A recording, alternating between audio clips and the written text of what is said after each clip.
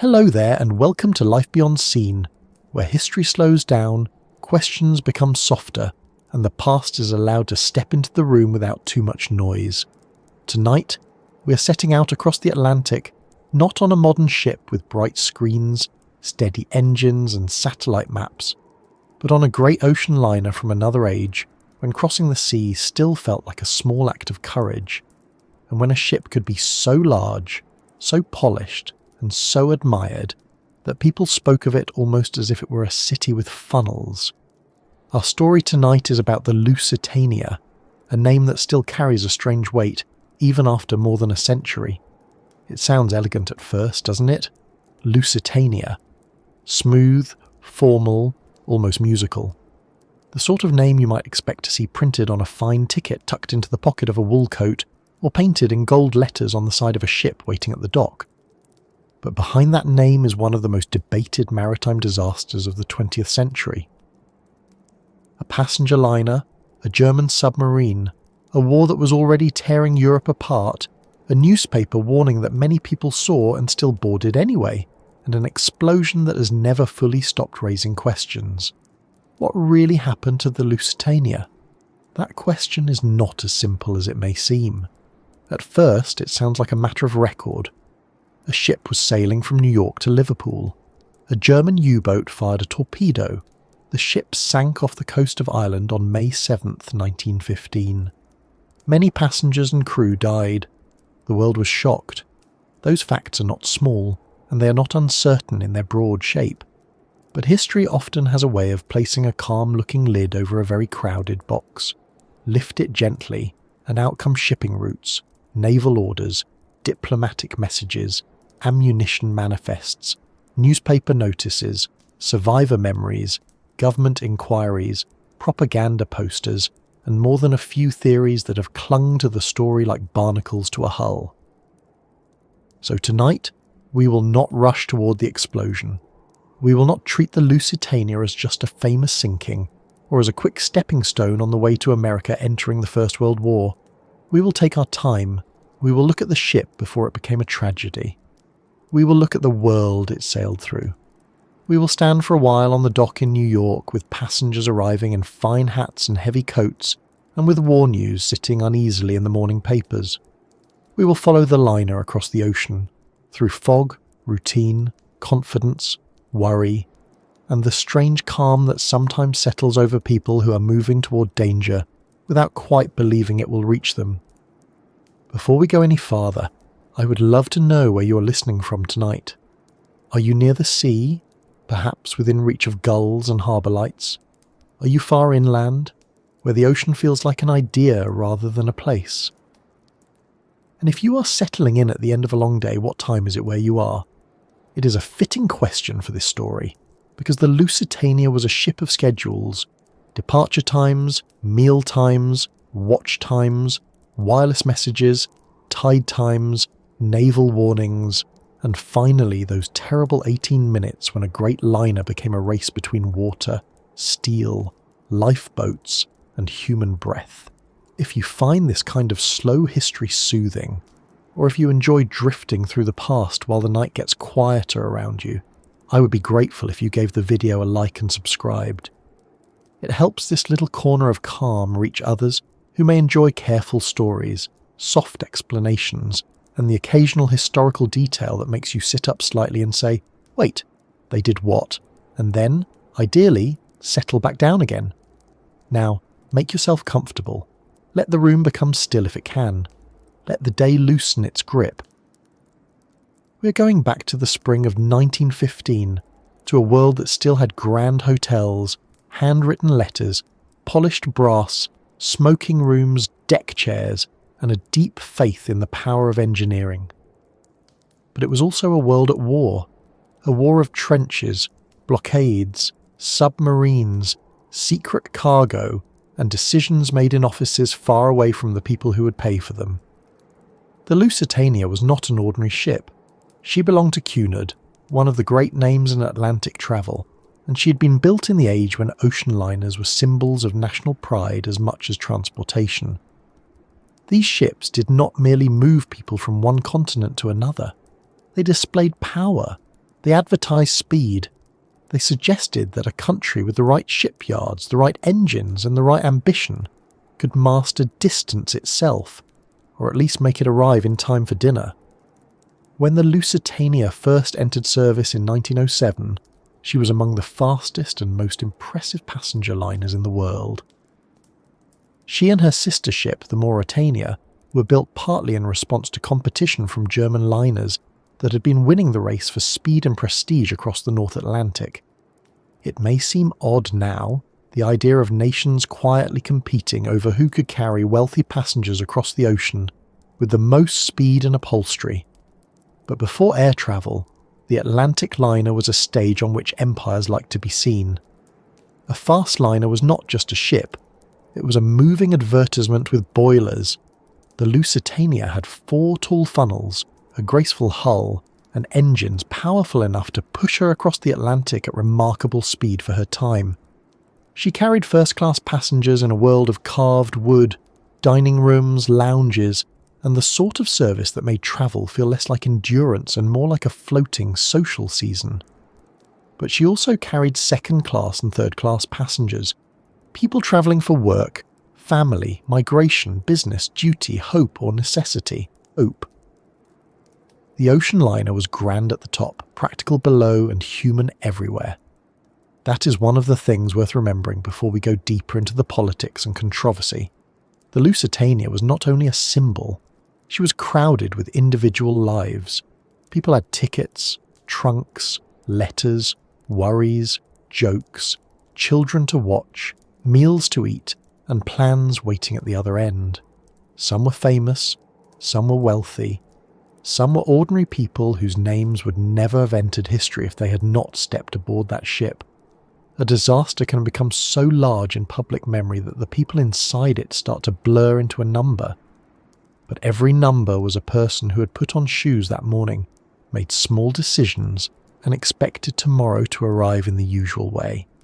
In May of 1915, the Lusitania was preparing to leave New York for Liverpool.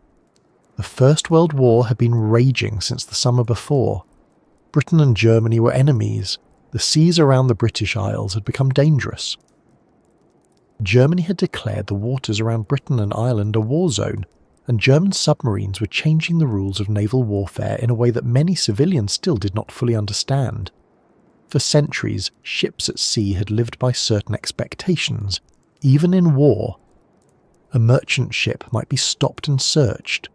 Passengers and crews might be allowed to abandon ship before it was sunk.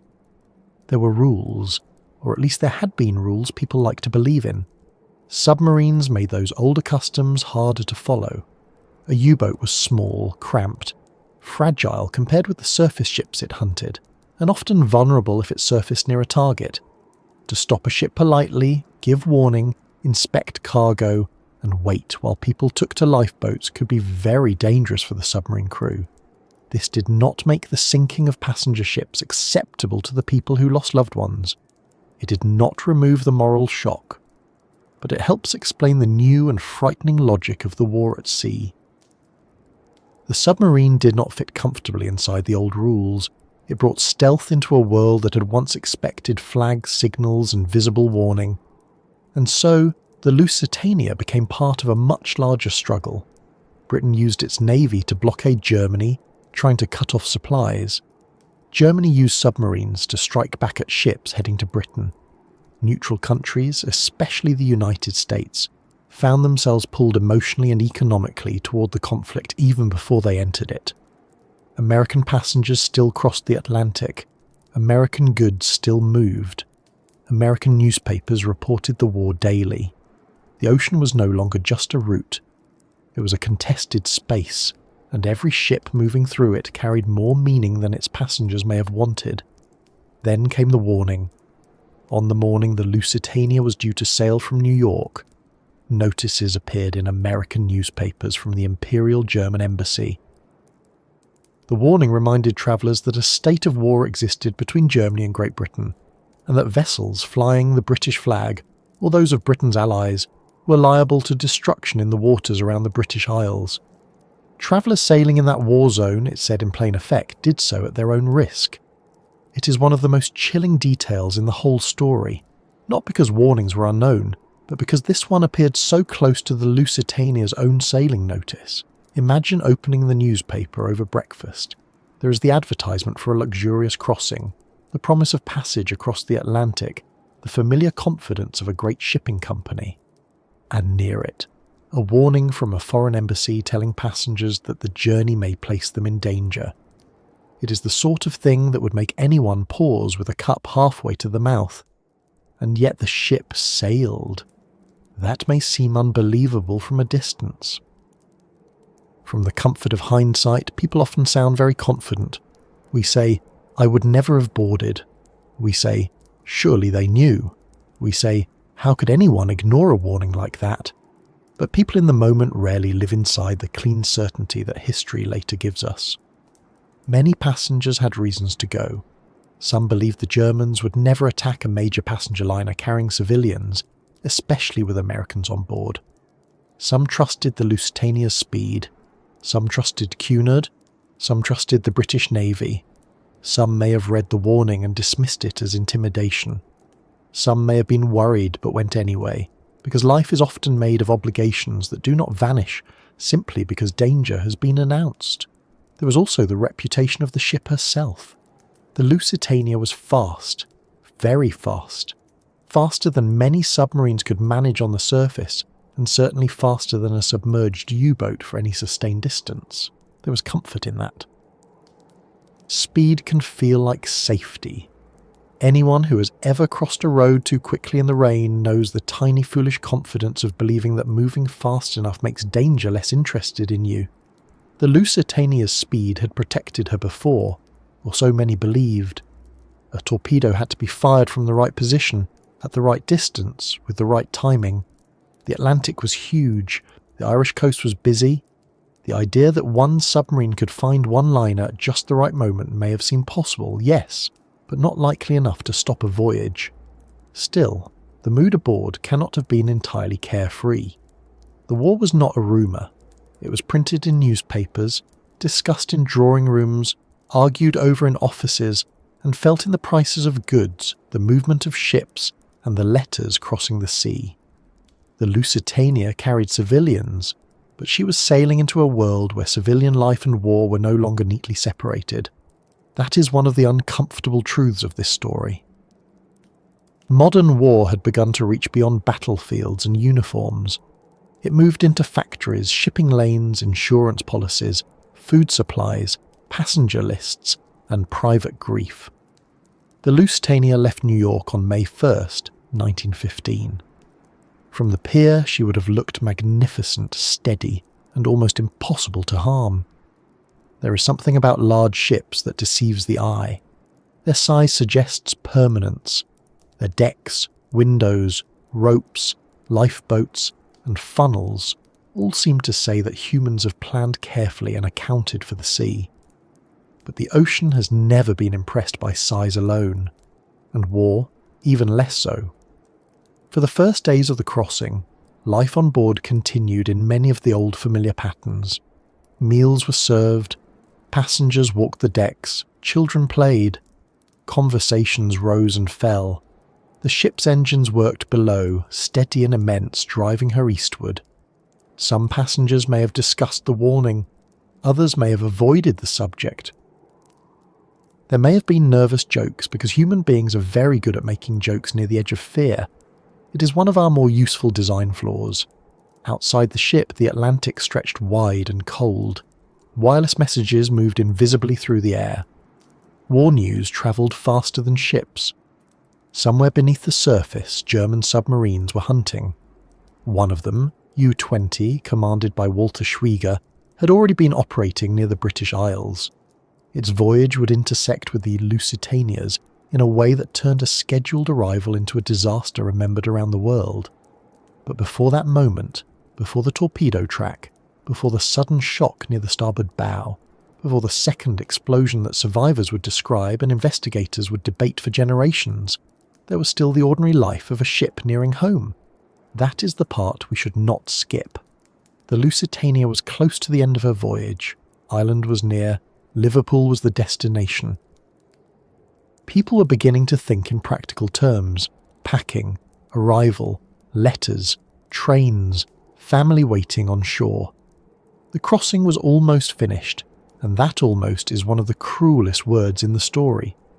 To understand what happened to the Lusitania, we have to hold several truths at once. She was a passenger liner carrying civilians. She was also a British ship in wartime. She carried cargo, and some of that cargo has remained central to arguments about whether Germany considered her a legitimate target. She was warned, but not stopped. She was fast, but not untouchable. Her sinking horrified the public, especially in Britain and the United States, but it did not cause America to enter the war immediately. It did, however, change the emotional weather. It made the war at sea feel personal to many who had watched from a distance. The question, then, is not only what happened in the physical sense. A torpedo was fired, a ship was struck, water entered, people struggled to escape. The ship went down quickly. Those are the bones of the event. But history asks for more than bones. It asks why the ship was there, why passengers believed it was safe enough, why Germany chose submarine warfare in that form, what Britain knew, what the cargo contained, why the sinking was so rapid, why the second explosion happened, and why the Lusitania became both a tragedy and an argument almost immediately after she disappeared beneath the water. There is a quiet danger in famous stories. We think we know them because the headline is familiar. Titanic hit an iceberg. The Hindenburg burned. The Lusitania was torpedoed. But a headline is not a history. A headline is a door with very little room to stand. Once we step through, the rooms keep opening. The Lusitania story has rooms full of technology, politics, fear, pride, misjudgment, and grief. It has a grand ship built for speed and status. It has passengers who believed or hoped that civilization still had rules. It has a submarine commander looking through a periscope at a target in wartime. It has governments trying to shape public opinion before the bodies had even been counted. It has survivors pulled from cold water and families waiting at docks for people who would never arrive. It has documents that answered some questions and created others. And at the centre of it all there is the sea, which kept the wreck and many of its secrets in the dark off the Irish coast. So tonight, we begin not with the sinking, but with the world that made the sinking possible. A world proud of its machines, confident in its empires, and already learning that the next kind of war would not stay politely where people expected it to stay. The Lusitania was built in the bright confidence before the war, but she made her final voyage through the shadow of it. That contrast matters. A floating palace entered a submarine war. A civilian crossing became part of a military calculation. A warning in a newspaper became a detail people would point to for decades and ask whether it was enough. As we move further into the story, keep that morning in New York in mind. The passengers arriving, the luggage being handled, the ship waiting with smoke rising from her funnels, the newspaper warning sitting in print where anyone could read it, the crew preparing for another Atlantic crossing, perhaps with worry, perhaps with routine, perhaps with both. History rarely announces itself with thunder at the beginning. More often it begins with ordinary footsteps, tickets checked, trunks loaded, a gangway crossed, and a person thinking they know what kind of journey they are taking. The Lusitania was ready to sail. The world was not ready for what her final voyage would mean. Long before the Lusitania became a name attached to disaster, she was a name attached to confidence. She was not remembered first as wreckage or controversy or a question mark lying at the bottom of the sea. She began as a promise made of steel, brass, timber, steam and money. Quite a lot of money, in fact, which is often how promises become large enough to need 4 funnels. To understand the Lusitania, it helps to step back from the sinking and look at the age that built her. The early 20th century was a time when the Atlantic was not crossed in hours, but in days. A journey from Europe to America was not a matter of airport lounges and small bags squeezed into overhead bins. It was a major passage, a social event for some, a life-changing migration for others, and a test of comfort, weather, patience, and digestion for nearly everyone. The great ocean liners were the bridges between continents. They carried businessmen, artists, immigrants, families, letters, newspapers, money, gossip, and the occasional person who believed a long sea voyage would improve their nerves. Whether it did or not probably depended on the weather. In that world, speed mattered. Not simply because people were impatient, although people have always been impatient, even when wearing better hats. Speed was prestige. Speed was proof. A shipping line that could send passengers across the Atlantic faster than its rivals was not only selling tickets, it was selling national skill, industrial strength, and the very modern idea that distance could be beaten into submission by machinery. The Atlantic had become a measuring line for empires and companies. Every crossing was, in its own quiet way, a contest. For years, German liners had been strong competitors in that contest. Their ships were fast, respected and successful. British shipping, and Cunard in particular, could not ignore that. Cunard had a long and proud history, but pride alone does not move a ship across the ocean. You need steel, engines, fuel, crews, docks, mail contracts, and passengers who believe that your vessel is the one worth trusting. At the beginning of the 20th century, Cunard needed something bold, something that could restore British dominance in the Atlantic passenger trade. It needed not just a ship, but a statement that could float. The result was the Lusitania, and alongside her, the Mauretania. These two liners were designed to be fast, large, and unmistakably impressive. The British government helped support their construction, not only because passenger liners were good for trade, but because large, fast ships could have value in wartime. That detail would later become important, and not always in a comfortable way. At the time, however, it fit the thinking of the age. A great liner could serve commerce in peace, and perhaps serve the nation in war. It was a practical idea, but it also meant that even in her earliest design, the Lusitania stood at the meeting point of luxury and strategy. She was built at John Brown's shipyard at Clydebank in Scotland, a place where huge industrial work turned drawings into riveted steel. It is worth pausing there for a moment, not in a dramatic way, but simply to picture the scale of it. Before she had dining rooms and carpets, before passengers admired her staircases, before anyone leaned on her railings to watch New York Harbour slip past, the Lusitania was a growing shape in a shipyard. Plates were lifted into place. Rivets were hammered. Workers moved across the hull like ants on a black iron hillside. The sound would not have been gentle. Shipbuilding was not a soft craft. It was hot, loud, dangerous, precise, and exhausting. A floating palace begins with men making a tremendous amount of noise. When she was launched in June of 1906, the Lusitania entered the water not as a finished ship, but as a great hull ready to become one. Launching a ship that size was an event. Crowds gathered, speeches were made.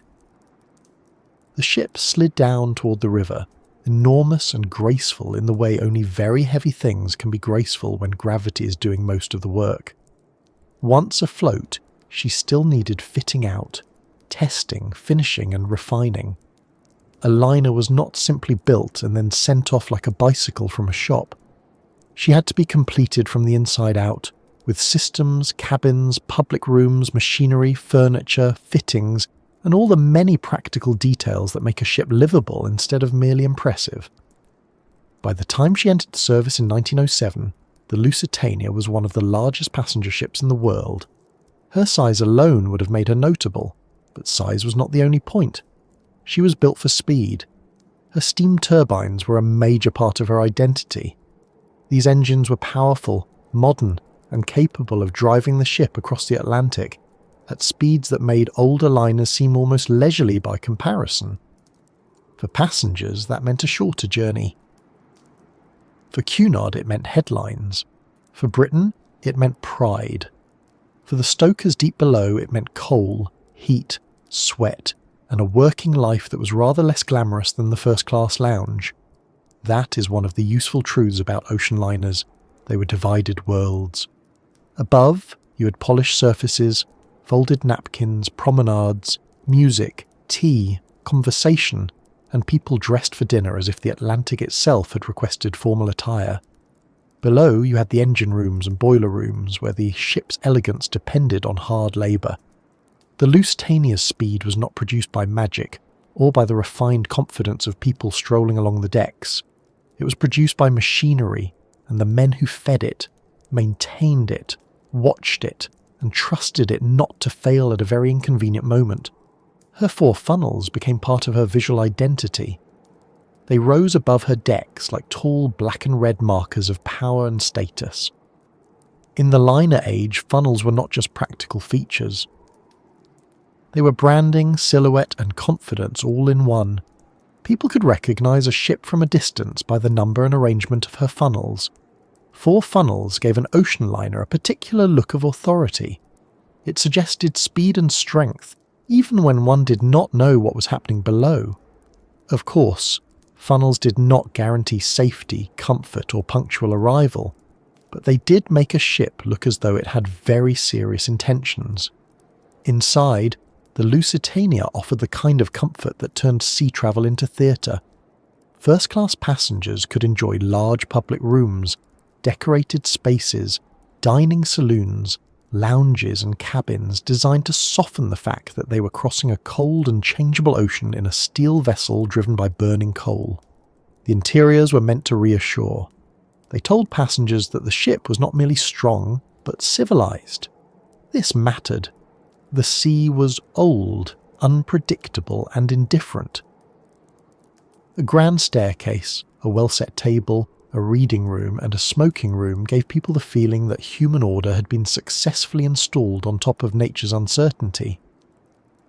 There is something almost touching about that confidence. Put enough wood panelling, upholstery, electric lights, and attentive stewards inside a ship, and the Atlantic begins to seem negotiable. A passenger could sit down to dinner, choose from a menu, complain mildly about the soup, and forget for a while that only steel plates separated them from thousands of feet of water. That was part of the liner's achievement. It made the extraordinary feel ordinary. It made the dangerous feel scheduled. But the Lusitania was not only a first-class world. Like other great liners, she carried passengers in different classes, and the experience could vary sharply depending on the price of the ticket. First class had luxury, second class had comfort and respectability. Third class, often called steerage on earlier ships, was simpler and more crowded, though by the early 20th century conditions on major liners had improved compared with the harsher crossings of the previous century.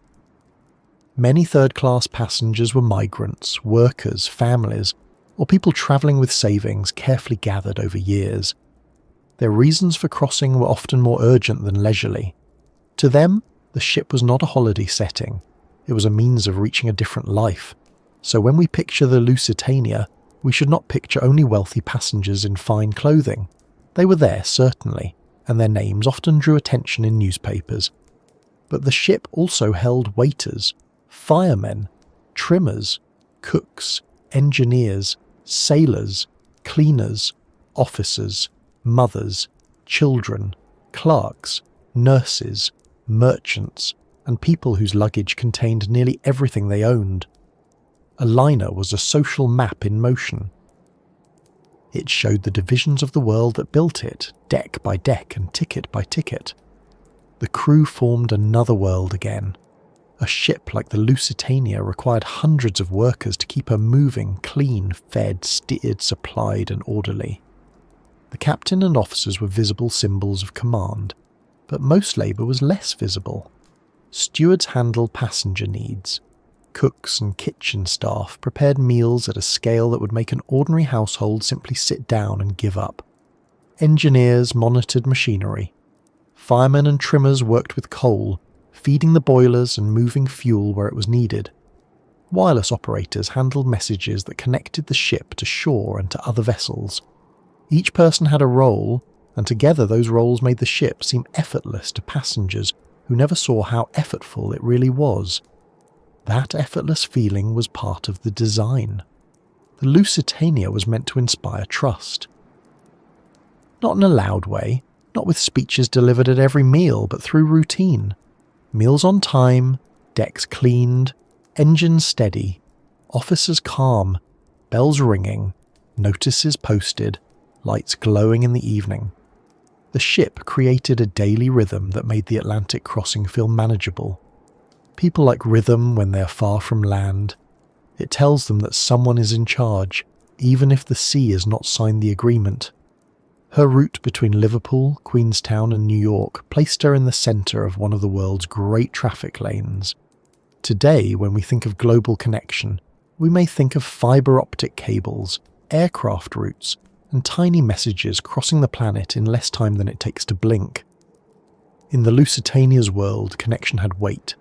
It came in mailbags, cargo holds, passenger lists, newspapers, and ships arriving at harbours with whistles sounding. The Atlantic liner was not just transportation. It was an information system, a business system, and a human system, all wrapped in steel. The letters RMS before her name stood for Royal Mail Ship, a reminder that mail was an important part of the liner trade. A fast ship carried news as well as people. A letter from London to New York, or New York to Liverpool, mattered to families, businesses, governments, and newspapers. In an age before instant communication became ordinary, speed across the ocean had emotional value. A letter arriving earlier could mean relief, profit, instruction, warning, or simply the pleasure of hearing from someone missed. The Lusitania's speed gave urgency a timetable. That speed also brought fame. In 1907, she captured the Blue Riband for the fastest Atlantic crossing, a distinction that mattered greatly in the culture of ocean travel. It was not a formal trophy in the neat modern sporting sense, but it was a powerful symbol. Newspapers cared, shipping lines cared. Passengers cared, especially the kind who enjoyed saying they had crossed on the fastest ship in the world. There is always someone who likes to mention that sort of thing at dinner.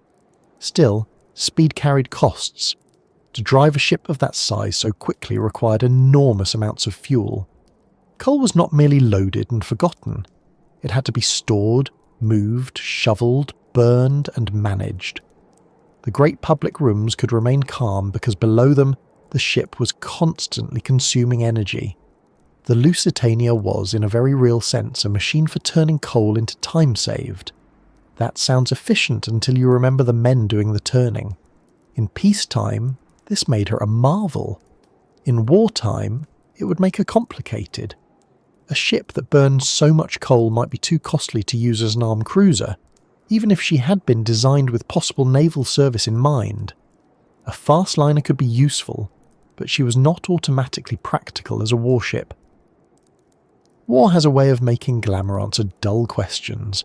How much coal? How many guns? How many crew? What risk? What return? The Lusitania looked powerful, and in many ways she was, but she'd been built across the ocean with passengers and mail, not to fight a naval battle. Even so, the connection between liners and national defence was real. The British government's support for Cunard came with expectations. Large liners could be built to Admiralty requirements so that they might be adapted if needed. That did not mean passengers stepping aboard in peacetime thought of themselves as entering a future military asset. Most probably thought of cabins, meals, seasickness, business, family, or whether their trunks would be handled properly. But the ship herself existed within a broader system of national planning. She was civilian in service, but not detached from military thinking. This dual identity would later feed arguments about her final voyage. Was she simply a passenger liner? Was she also, in some official sense, connected to war? Could a ship built with possible wartime use in mind remain just a civilian vessel when war came? These questions did not begin on the day she sank. Their roots were built into the age of her construction. The Edwardian world admired things that could serve more than one purpose, especially if one of those purposes made the nation look strong. Yet, it would be unfair to reduce the Lusitania to a hidden war machine, or a disguised instrument of policy. That is too simple. She was also a workplace, a commercial liner, a technological achievement, and a familiar presence in Atlantic travel. For years before 1915, she crossed the ocean again and again. Passengers boarded, arrived, wrote home, complained about weather, praised service, forgot small items in cabins, and carried on with life. A ship becomes famous through repetition as much as spectacle. The Lusitania was not waiting all those years to become a tragedy. She was doing her job. Her appearance in New York was an event. Great liners arriving in harbour drew attention. Tugs moved around them. Crowds watched. Reporters noted who had crossed. Customs officers prepared for the flow of passengers and baggage. A liner was a moving piece of news. When the Lusitania came in, she brought Europe with her. When she left, she carried America eastward. The dock was a place of greetings and departures, and also of small dramas that never reached print. Someone waving too long. Someone trying not to cry. Someone relieved to be leaving. Someone frightened of the sea but more frightened of staying where they were. The ship's scale made those private moments easy to overlook. We tend to remember tonnage, length, speed, and famous names because they fit neatly into facts. But the lived experience of the Lusitania was made of ordinary human actions repeated inside an extraordinary object. A passenger finding a deck chair, a steward remembering a preference. A child peering over a railing, a crewman counting hours until watch ended, a letter written at sea, a card game interrupted by rough weather, a meal eaten while engines turned below. That is what a liner held. Not just people, but their routines. By the time the Lusitania had settled into service, the world seemed to trust these great ships almost too easily. The Titanic sinking in 1912 had shaken confidence, of course. It had shown with terrible clarity that size and luxury did not make a vessel invincible. But the lesson did not end ocean travel, nor did it end belief in engineering. Ships continued to sail, liners continued to compete, lifeboat regulations changed, procedures were reconsidered. But people still crossed the Atlantic because they had to, wanted to, or could afford to. Modern life depended on movement, and movement always contains risk. The Lusitania, unlike the Titanic, was known especially for speed. That mattered to how people thought about her safety. In wartime, speed would be spoken of almost like armour. A fast ship, many believed, could outrun danger. This belief was not foolish in every sense. Speed did reduce certain risks. A submarine had to get into position. A torpedo had limitations. A liner that could move quickly was harder to catch under many circumstances. But speed is not the same as protection. It is a condition, not a guarantee. The difference would become painfully important. The interior comfort of the Lusitania also helped sustain confidence. A person surrounded by order may find it hard to imagine disorder arriving suddenly. That is not a criticism. It is human nature. When the table is set, the carpet is clean, the lights are steady, and the staff seem composed, danger feels theoretical. It belongs outside the room, beyond the windows, somewhere in the news. One of the unsettling things about the Lusitania is how quickly danger moved from distant idea to physical fact. But before that, for most of her career, she represented the opposite. She represented control. She also represented a particular version of progress. The idea that bigger, faster, better equipped machines could improve life. This was not entirely wrong. Steamships had changed migration, trade, mail, and international life. They brought families together and separated them. They moved goods and news. They made the world feel smaller. But progress often travels with assumptions tucked into its luggage. One assumption was that technology could make risk manageable. Another was that civilian systems could continue functioning even while politics grew more dangerous around them. The Lusitania's final voyage would test both assumptions. As a floating palace, she was impressive. As a product of her age, she was revealing. She showed what Britain wanted to project: speed, refinement, industrial capacity, and maritime command. She showed what passengers wanted to buy: safety, comfort, status, opportunity, or simply passage. She showed what companies wanted to sell: reliable movement across a dangerous sea, wrapped in enough luxury to make the danger fade. And she showed, even before the war, how closely civilian achievement and national power could be tied together. That is why the Lusitania cannot be understood only by looking at her last 18 minutes. Those minutes were catastrophic, but they were not separate from the years that came before. The ship's design, fame, speed, route, ownership, and reputation all shaped how people judged the risk of sailing on her in 1915. They shaped why passengers trusted her. They shaped why Germany noticed her. They shaped why Britain cared so deeply about what happened to her. A small, unknown cargo vessel might have sunk with less attention, though not less tragedy for those aboard. The Lusitania was different because she was already a public symbol. And symbols behave strangely in wartime. They attract pride, fear, accusation, and propaganda. They become larger than themselves. The Lusitania was a real ship with real people aboard, but she was also Britain's great liner, Cunard's express vessel, an Atlantic celebrity, a possible auxiliary asset, a mail carrier, a passenger service, and eventually, in German eyes, a target moving toward a declared war zone. All of these identities occupied the same hull. That is not tidy, but history rarely is. By the spring of 1915, the floating palace was no longer sailing through the same world that had launched her.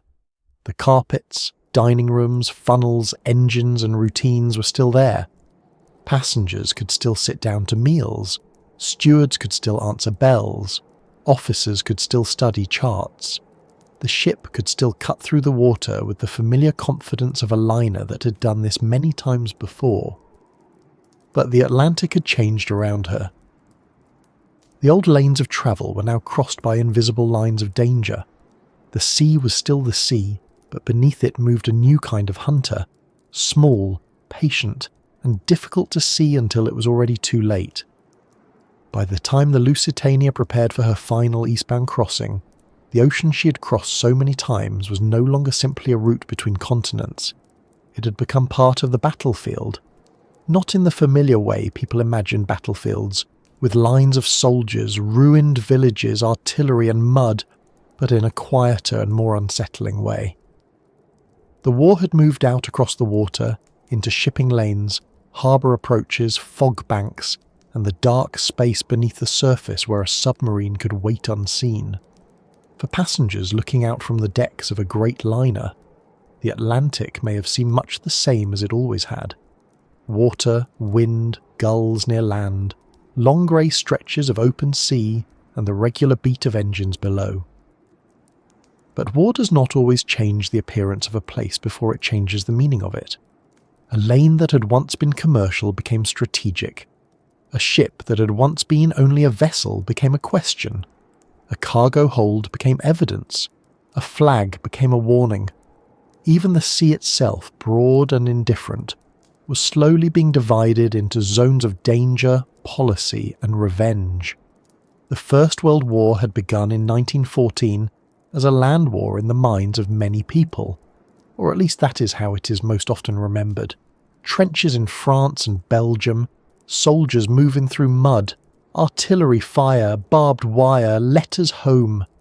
But no great war involving Britain and Germany could remain only on land. Britain was an island empire dependent on sea routes for food, supplies, trade, troops and communication.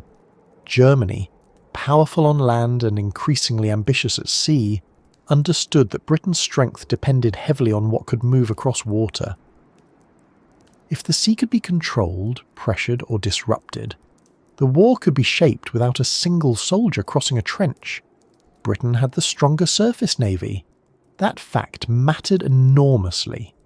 The Royal Navy had spent generations seeing itself as the shield of the nation, the protector of trade, and the guarantor that Britain could project power across the world. When war came, Britain used that navy to impose a blockade on Germany. The idea was straightforward in the way harsh ideas often are.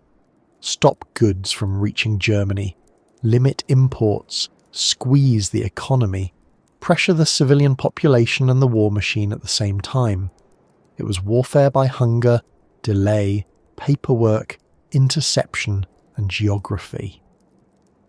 A blockade does not always look dramatic from a distance. It does not always produce the instant violence of a battlefield, but its effects can be severe. Ships are stopped, cargoes are inspected, neutral trade becomes complicated. Food, raw materials, and industrial supplies become harder to obtain. Prices rise, shortages grow, anger builds. Germany saw Britain's blockade not as a polite naval measure, but as an attempt to starve a nation into weakness. Britain saw it as a legitimate use of naval power. Neutral countries, including the United States, often found themselves stuck between legal arguments, trade interests, moral claims, and irritation at both sides. International law, which already had plenty to do, was now being asked to keep up with a war that was becoming less tidy by the month. Germany's answer at sea came from beneath the waves. The U-boat, short for Unterseeboot, was not new by 1915, but the war gave it a new and frightening importance. A submarine did not need to defeat the Royal Navy in a grand fleet battle to become dangerous. It could slip into shipping lanes, wait near coastal approaches, and attack merchant vessels whose crews often had little chance to see it in time. It was not majestic in the way a battleship was majestic. It did not tower over the water with turrets and flags. It was cramped, mechanical, uncomfortable, and hidden, and that was exactly why it mattered. A submarine changed the psychology of the sea. A surface raider could be seen. A battleship announced itself by its size. A cruiser could be spotted on the horizon. But a U-boat might be present without leaving any sign at all. The danger could be there beneath an ordinary-looking stretch of water. The ship above might be carrying passengers, mail, cheese, copper, cotton, ammunition, or a piano for someone's aunt. The submarine below might not know every detail. It might only know flag, course, speed, size, and opportunity. War compresses human complexity into target decisions, which is one reason it so often becomes monstrous. Before submarines became central to the war at sea, there had been older expectations about how merchant ships should be treated. These were often called prize rules. In broad terms, a warship that encountered an enemy merchant vessel was expected to stop it, search it, determine whether it carried contraband, and give the crew and passengers a chance to reach safety before the ship was destroyed or captured. This system belonged to an era when the attacker was usually a surface vessel, with enough space, guns, and confidence to manage the encounter openly. A submarine had no such comfort. If it surfaced beside a merchant ship, it exposed itself. It could be rammed, it could be fired upon, it could be trapped by a ship that was not as helpless as it looked. Britain had armed some merchant ships, and the idea of disguised or decoy vessels added to German fears. Even if every merchant ship were innocent, the submarine commander could not be sure. He had limited time, limited visibility, limited information, and a vessel that could be destroyed if the wrong ship responded with the wrong gun. So the practical reality of submarine war pushed hard against older legal expectations. That did not make the new method humane. It simply made it harder to imagine the old method surviving unchanged. This is one of the uncomfortable parts of the Lusitania story. The sinking did not happen in a vacuum. It happened during a struggle in which both sides believed the other had already bent the rules. Britain's blockade placed immense pressure on Germany and interfered with neutral trade. Germany's submarine campaign threatened ships without the old warnings and safeguards. Each side pointed to the other's conduct as justification for escalation. That does not make both actions identical. It does not erase responsibility. But it does show how quickly war can become a staircase where each step downward is described as a response to the previous one. In February 1915, Germany declared the waters around Britain and Ireland a war zone. This announcement was a turning point. It meant that ships entering those waters could be attacked by German submarines. The warning was not private. It was meant to be known. Germany wanted to frighten shipping away from Britain and weaken the flow of supplies. It also wanted to make clear that travellers used those waters at their own risk. In a legal and moral sense, the declaration was deeply controversial. In a practical sense, it placed liners like the Lusitania into a new category of danger, even if passengers and companies still believed the risk could be managed. The phrase war zone can sound official enough to become distant, but for a passenger ship it meant something very physical. It meant that the final approach to Britain, the part of the voyage that should have felt like nearing safety, could be the most dangerous stretch. After days at sea, after routine had settled in, after people had begun thinking about arrival, the ship would enter waters where a submarine might be waiting. There is a grim unfairness in that. The closer one came to home, the less safe the water became. The Lusitania's route toward Liverpool brought her near the southern coast of Ireland, close to waters where German submarines had been active. Submarines did not need to patrol the entire Atlantic to be effective. They could position themselves where traffic naturally narrowed, near ports, headlands, and approaches. Ships must eventually come near land. They must follow routes shaped by geography, weather, fuel, schedules, and orders. A submarine commander did not have to control the ocean. He had to be in the right place at the right time, which is still difficult, but not impossible. History is full of disasters created by the meeting of separate routines. Life inside a U-boat was not romantic. Later stories and films sometimes make submarines seem sleek and almost elegant, but early 20th century U-boats were harsh places to live and work. The air could become stale. Space was tight. Machinery surrounded the crew. Batteries, diesel engines, torpedoes, bunks, instruments, food, damp clothing, and human bodies all occupied a small metal environment that could dive under the sea but never truly escape discomfort. The crew lived with danger constantly. Mechanical failure, enemy patrols, mines, bad weather and mistakes could kill them. Beneath the water, courage and fear had very little room to move around. For the submarine commander, decisions were often made through fragments. A mast, smoke on the horizon, a hull shape, a flag, a course, a speed estimate. A periscope view was not the broad, clear picture one might imagine. It was limited, exposed, and temporary. Raise the periscope too long, and someone might see it. Stay submerged too long, and speed and endurance became limited. A commander had to decide with incomplete information, and in wartime, incomplete information can be enough to kill strangers. Walter Schwieger, the commander of U-20, was one of those men making decisions beneath the surface. He was 30 years old when his submarine encountered the Lusitania. It is easy, from far away, to turn him into a single word: villain, officer, killer, instrument. But history becomes more useful when it sees people as people and still holds them responsible for what they did. Schwieger was a naval officer operating under orders in a brutalizing war. He was also the man who fired the torpedo that struck a passenger liner full of civilians. Both things can be true. War often forces moral questions into official uniforms, but the questions remain. U-20 had already been active before it met the Lusitania. It was not sitting in the water for that ship alone like a spider waiting for one particular fly. It was conducting a patrol in waters where shipping mattered. That is another important detail. The final meeting between U-20 and the Lusitania feels almost staged when retold, because we know what is coming. But at the time, it was one event inside a larger submarine campaign. Ships were moving, submarines were hunting, orders were being interpreted. The sea was crowded with possibilities, and most did not become world famous. This one did. On the British side, there was also knowledge of danger. The Admiralty knew submarines were operating near the British Isles. It received intelligence, warnings and reports.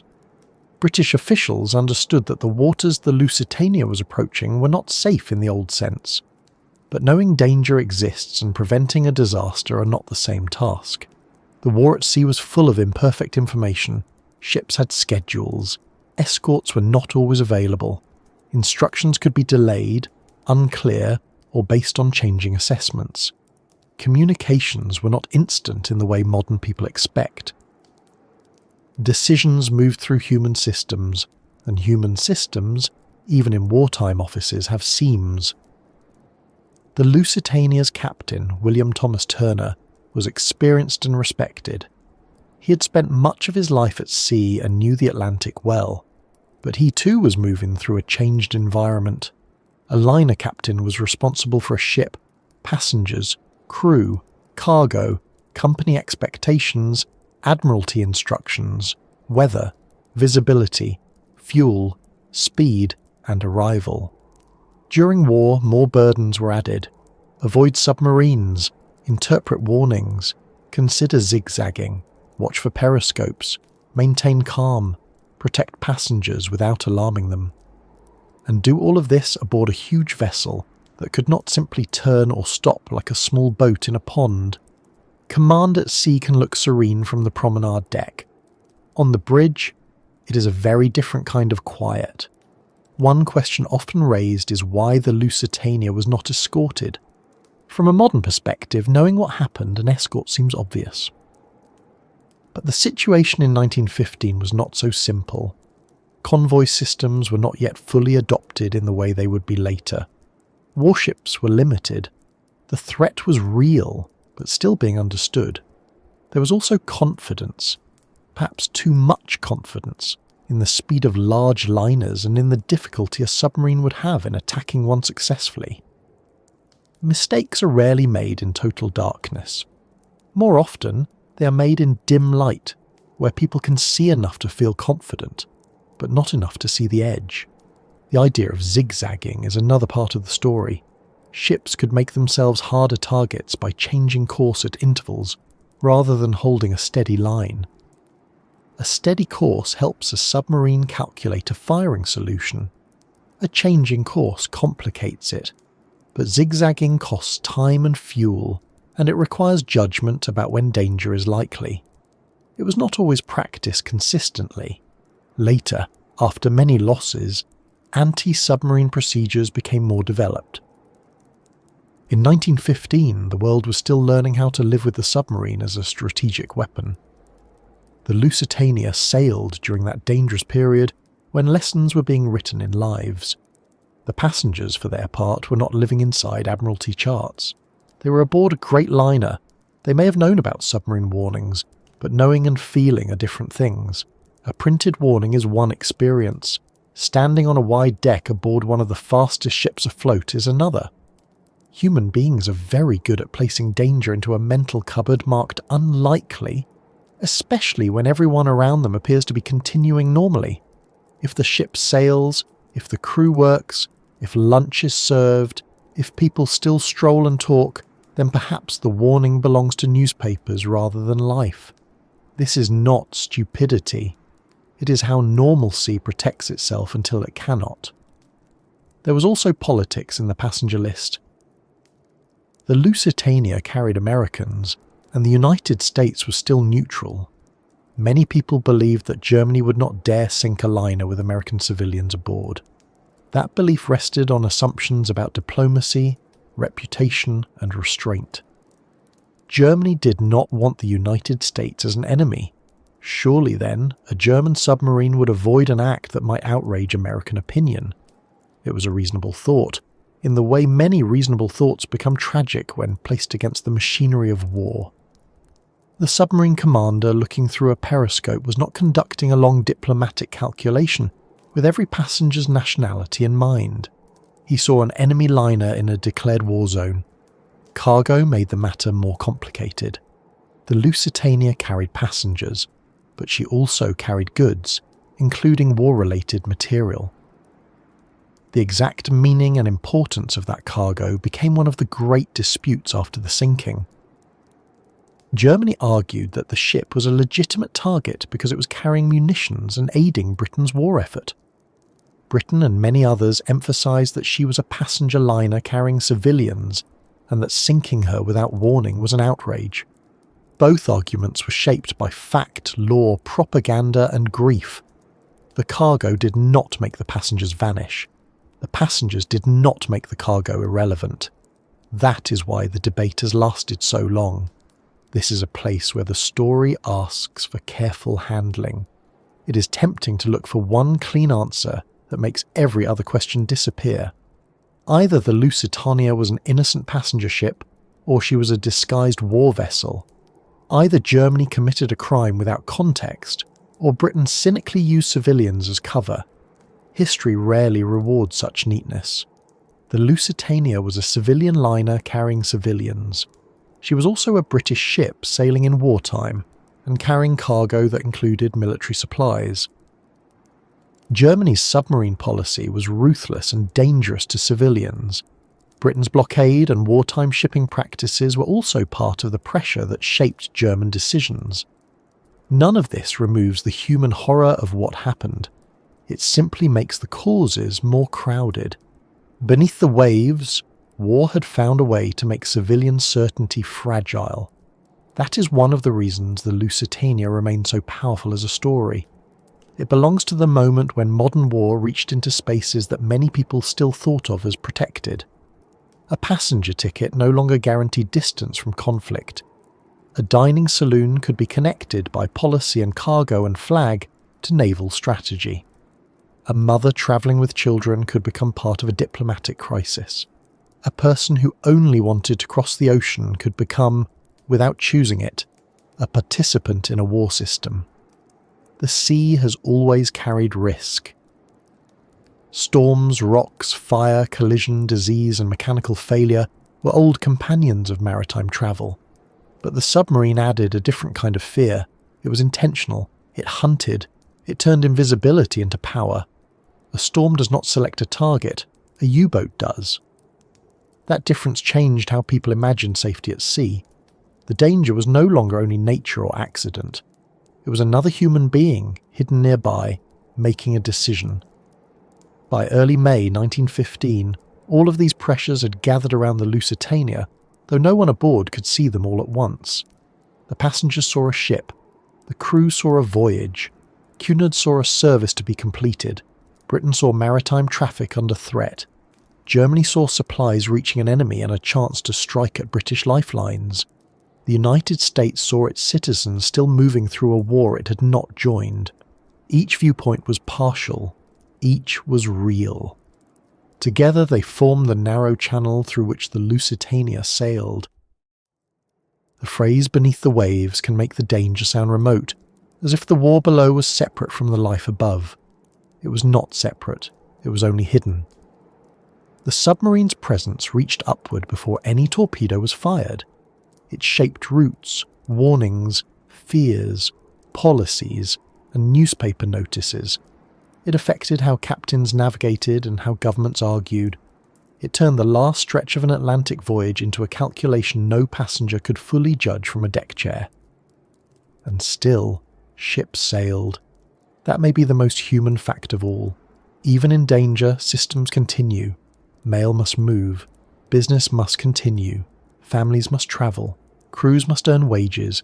Companies must keep schedules. Governments must maintain confidence. People do not stop living simply because history becomes unsafe. They adjust, deny, hope, ensure, warn, argue, and board anyway. The Lusitania sailed not because no one knew there was danger, but because danger had not yet become certain enough to halt the ordinary machinery of the world. The old ocean liner age had been built on visible power, great hulls, tall funnels, crowded piers, public departures, names printed proudly in newspapers. The new naval war was built on the opposite, submerged steel, short glimpses through lenses, torpedoes moving unseen through water. Orders issued far away. A warship small enough to hide could threaten a ship large enough to impress a harbour. That imbalance was hard for the public to absorb. It still is. So as the Lusitania moved eastward, she carried more than passengers and cargo. She carried old assumptions into a new war.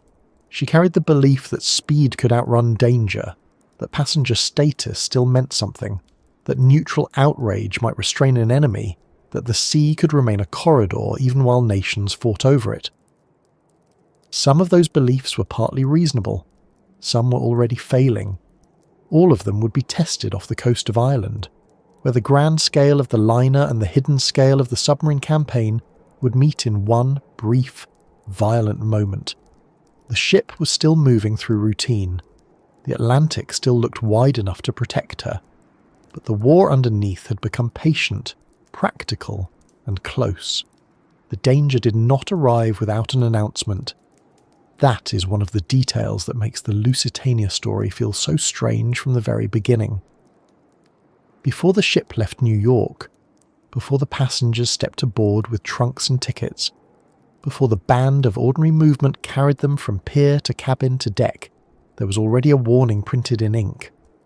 Not whispered in a government office, not hidden in a coded message, printed in newspapers where anyone could see it while turning the pages over breakfast. It came from the Imperial German Embassy in Washington. It was not written in dramatic language. It did not name the Lusitania directly in its main warning text. It did not describe torpedoes, sinking, lifeboats, or cold water. It was formal, official, and almost dry, which somehow makes it more unsettling. Travellers intending to cross the Atlantic were reminded that Germany and Britain were at war, that the waters around the British Isles had been declared a war zone, and that ships flying the British flag, or the flag of Britain's allies, could be destroyed in those waters. Anyone travelling on such ships, the notice said in effect, did so at their own risk. That phrase is the part that stays in the mind. At their own risk. It is a small phrase, the kind that often appears on signs near wet floors, unfinished paths, unstable staircases, and activities involving rental bicycles. But in this case, it referred to crossing an ocean on a passenger liner during a world war. It sat there in print with the calmness of a legal notice, as if language could politely step aside from what it was really saying.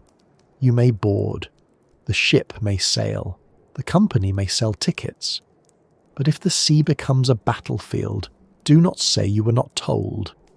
The timing made the warning especially uncomfortable. On May 1st, 1915, the Lusitania was due to depart from New York, bound for Liverpool. That same day, the German warning appeared in American newspapers. In some cases, it appeared close to Cunard's own sailing advertisements. The contrast was almost too sharp. On one part of the page, there was the familiar confidence of travel. A great ship, a scheduled crossing, a respected company, the promise of reaching Britain. Nearby, there was Germany's reminder that the route led into a declared war zone, and that British ships could be sunk. Imagine that page for a moment, not as a historical document, but as something held in human hands. Someone in a hotel dining room turns the paper and sees the sailing notice. Someone in a boarding house reads the warning twice and frowns. Someone travelling with family asks whether this changes anything. Someone else laughs it off because people often laugh at things they do not want to examine. The newspaper did not shout. It simply presented two realities side by side. Business as usual and war as usual. The Lusitania was caught between them before she even left the pier. The German ambassador to the United States, Count Johann Heinrich von Bernstorff, had been worried about the effect of submarine warfare on American opinion.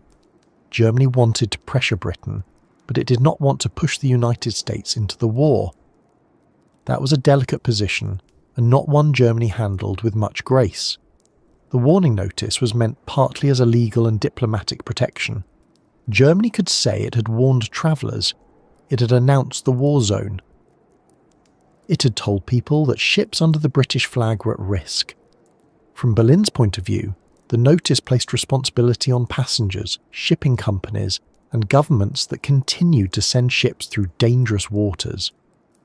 But from the passengers' point of view, the matter was not so simple. A person reading a warning is not automatically able to judge the actual danger behind it. Was it a serious notice or intimidation? Was Germany truly willing to sink a great passenger liner? Would a submarine commander attack a ship carrying civilians and Americans? Could the Lusitania's speed protect her? Would the Royal Navy provide support near the coast? Was Cunard worried? Were other passengers cancelling? Was the warning just another piece of wartime pressure, designed to frighten people without changing anything? Those are not easy questions, even now when we know what happened. They were much harder on the morning of departure. We have hindsight, which is a rather unfair tool. It lets us stand at the end of the road and criticise people for not seeing the bend. But the passengers lived before the event, not after it. They had partial information, normal obligations, and a world around them that was still functioning. The ship was sailing. Tickets had been purchased. Luggage had been packed.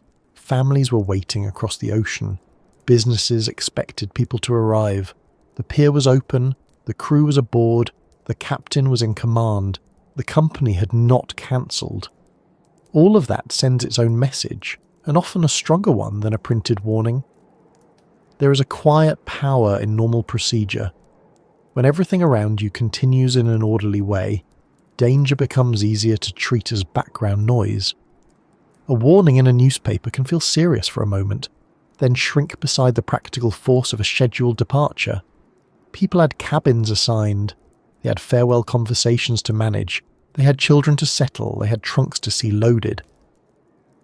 They had letters to send and last-minute purchases to make. Life does not pause politely while fear is considered. It keeps handing you tasks. Some passengers did cancel, or at least some were said to have reconsidered. There were stories afterward of people receiving anonymous telegrams warning them not to sail. Some accounts are clearer than others, and some details became part of the atmosphere of mystery that surrounded the disaster later. That is often how events like this gather extra shadows. A warning that is real becomes surrounded by warnings half remembered, warnings reported second-hand, warnings that may have been sent, warnings that may have been exaggerated, and warnings that become more meaningful only because of what followed. The central fact remains enough on its own. A formal public warning appeared. The ship still sailed. Cunard naturally had its own position. The company did not want passengers abandoning the voyage. It had a business to run, but more than that, it had confidence in the ship. The Lusitania was fast. She had crossed the Atlantic many times. She was commanded by an experienced captain. She was not a slow cargo vessel, lumbering helplessly toward danger. From Cunard's perspective, and from the perspective of many passengers, the warning could be seen as German propaganda. A threat, certainly, but a threat meant to scare rather than one likely to be carried out against a liner of that size and public importance. That belief was not foolish in every way. Large liners were hard targets. Submarines had limited speed and visibility. The ocean was wide. A U-boat had to find the ship, reach the right position, calculate the shot, and fire at the right moment. Even then, torpedoes could miss. They could fail. Ships could change course. Weather could interfere. There were many ways for danger not to happen. Most feared events do not happen, which is precisely why human beings get into the habit of continuing. We're not designed to stop every time something might go wrong. If we were, none of us would leave the house, especially on days involving ladders, traffic, or suspicious leftovers. But wartime danger does not need to be likely in the ordinary sense. It only needs one successful intersection. One submarine in the right place. One ship on the right course. One commander looking through a periscope. One torpedo functioning as designed. That is the cruel arithmetic of this story. The warning did not need to predict every detail. It only needed to describe a category of risk, and the Lusitania was about to enter that category. Newspapers themselves played an important role in how the public understood the war. In 1915, a newspaper was not just a casual object to be skimmed between notifications, because there were no notifications unless one counts a newsboy shouting at you in the street. which was at least harder to silence. Newspapers carried the shape of the world each morning. They reported battles, diplomatic notes, shipping news, casualty lists, market updates, advertisements, and public notices. They made distant events feel present. They also placed contradictions close together. A luxury voyage could appear beside a war warning. A theatre advertisement could sit near news of a battle. A death notice could share a page with a sale on hats.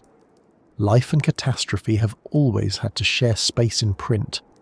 For Americans, the warning touched a particularly sensitive nerve.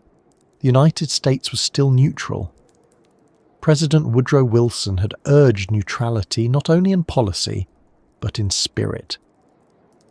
Yet neutrality was difficult when American citizens travelled on British ships. American goods crossed the Atlantic. American banks and businesses had ties to Allied trade, and American newspapers carried daily reports of German actions and British claims. The Atlantic was not a wall keeping America separate from the war. It was a road, and Americans were already on it. The German notice was therefore more than a travel warning. It was a challenge to neutral rights. Could American citizens travel on a British passenger ship during wartime and expect not to be attacked? Germany's answer was becoming more restrictive. Britain's enemies, Germany argued, were using merchant and passenger shipping to support the war effort. The waters around Britain had been declared dangerous. Travellers had been warned. Britain, Germany believed, could not use civilians and neutral passengers as a shield while goods and supplies continued to move. This was the German argument, and it would be repeated after the sinking. The American response, both official and public, would rest on a different principle.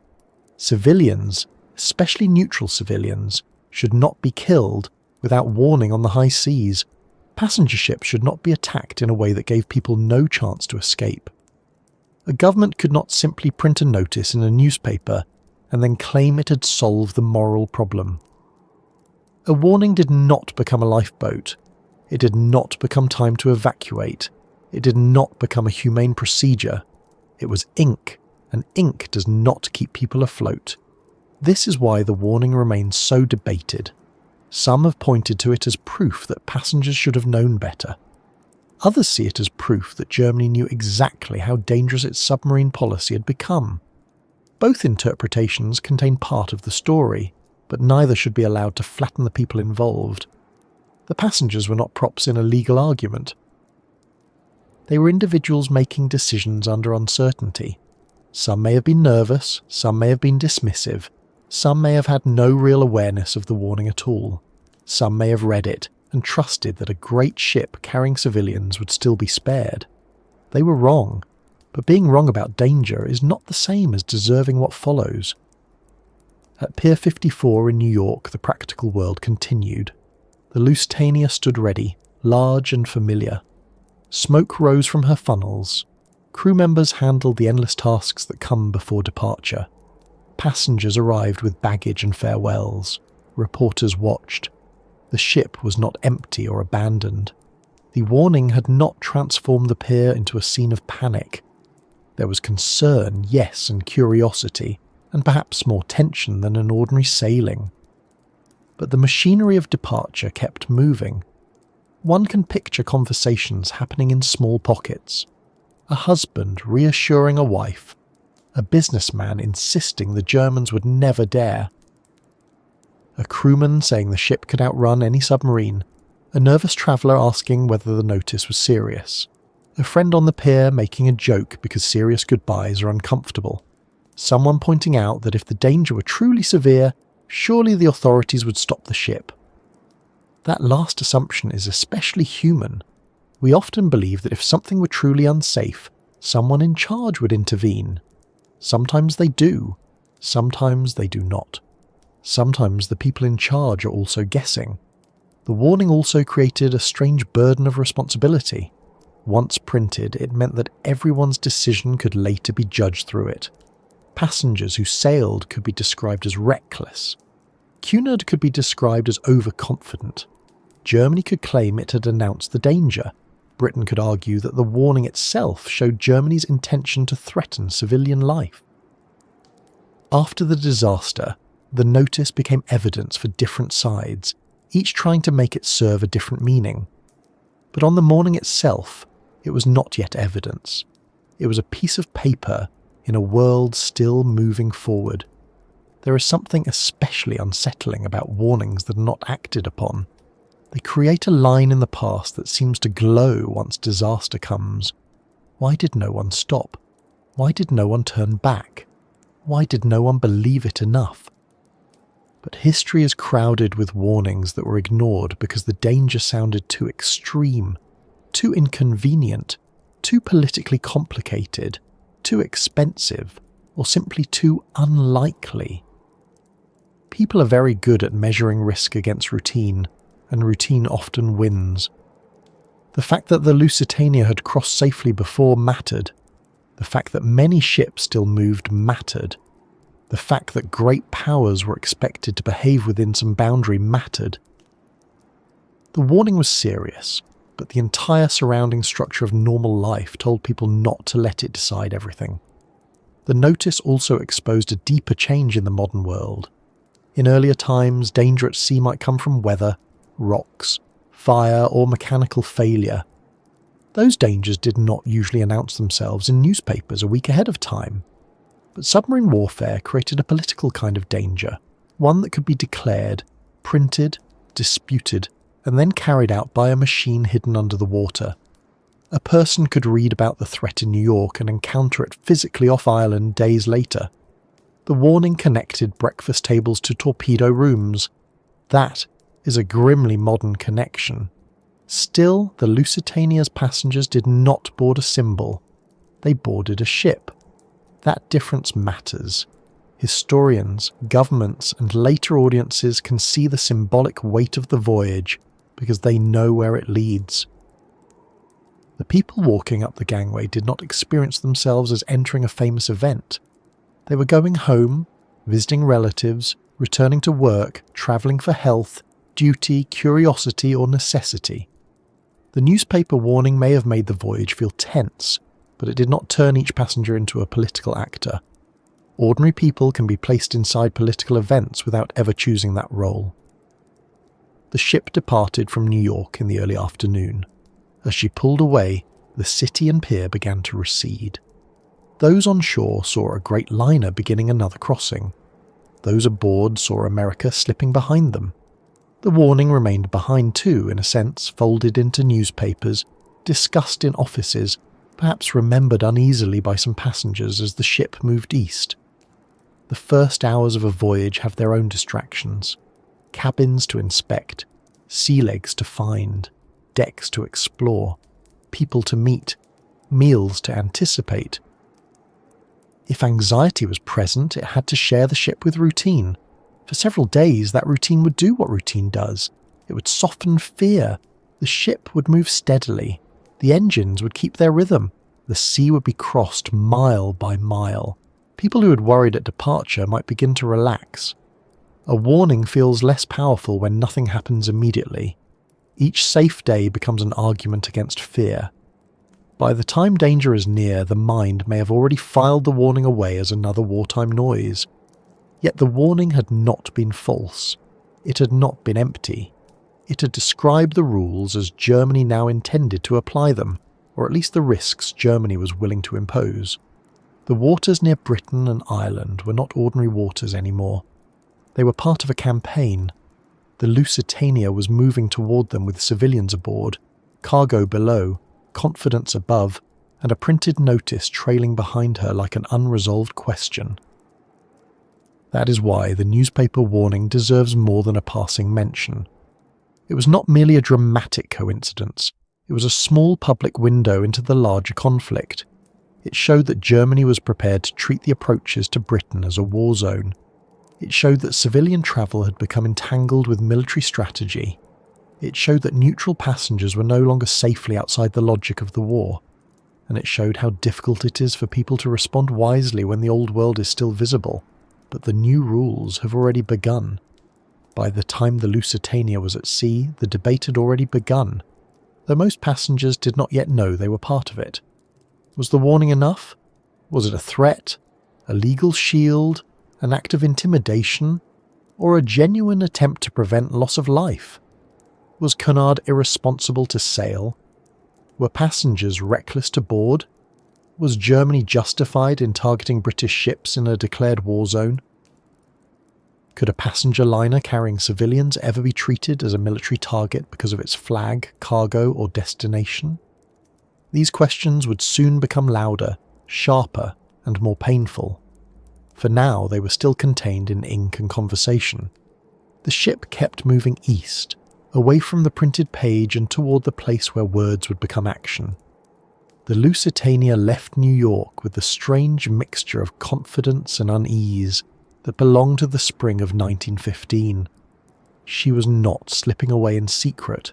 She was not disguised as some nameless working vessel, hoping to pass unnoticed through a nervous world. She was still the Lusitania, still one of Cunard's great Atlantic liners, still large enough to draw eyes from the waterfront, still familiar enough that her departure could look almost ordinary if one chose not to look too closely. The sailing took place on Saturday, May 1st. The ship cast off from Cunard's Pier, 54 on the Hudson River, beginning what should have been another eastbound passage to Liverpool. For the Lusitania herself, this was not a new experience. She had made the crossing many times. Her engines knew the work, her crew knew the routine. The line handlers, officers, stewards, engineers, cooks, trimmers, firemen, wireless operators and deck crew all had tasks that belonged to departure. A ship may look calm from the outside, but a liner leaving port is a very busy machine. Orders move, ropes are handled, passengers settle, gangways are removed, tugs assist, whistles sound. The city slowly changes from something surrounding the ship to something behind it.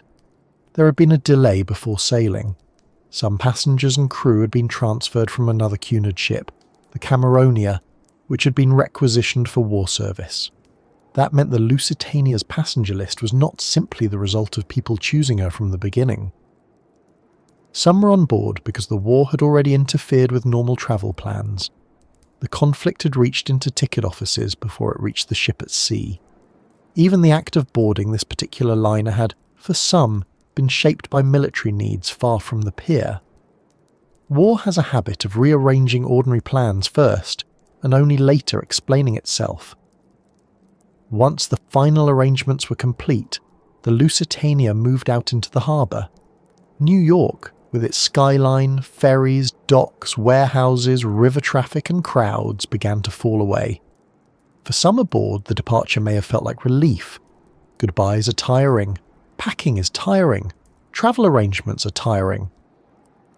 There is often a moment after a ship leaves the pier when the decision has finally been made by motion. You're no longer preparing to go. You're going. Whatever doubts you had must now travel with you.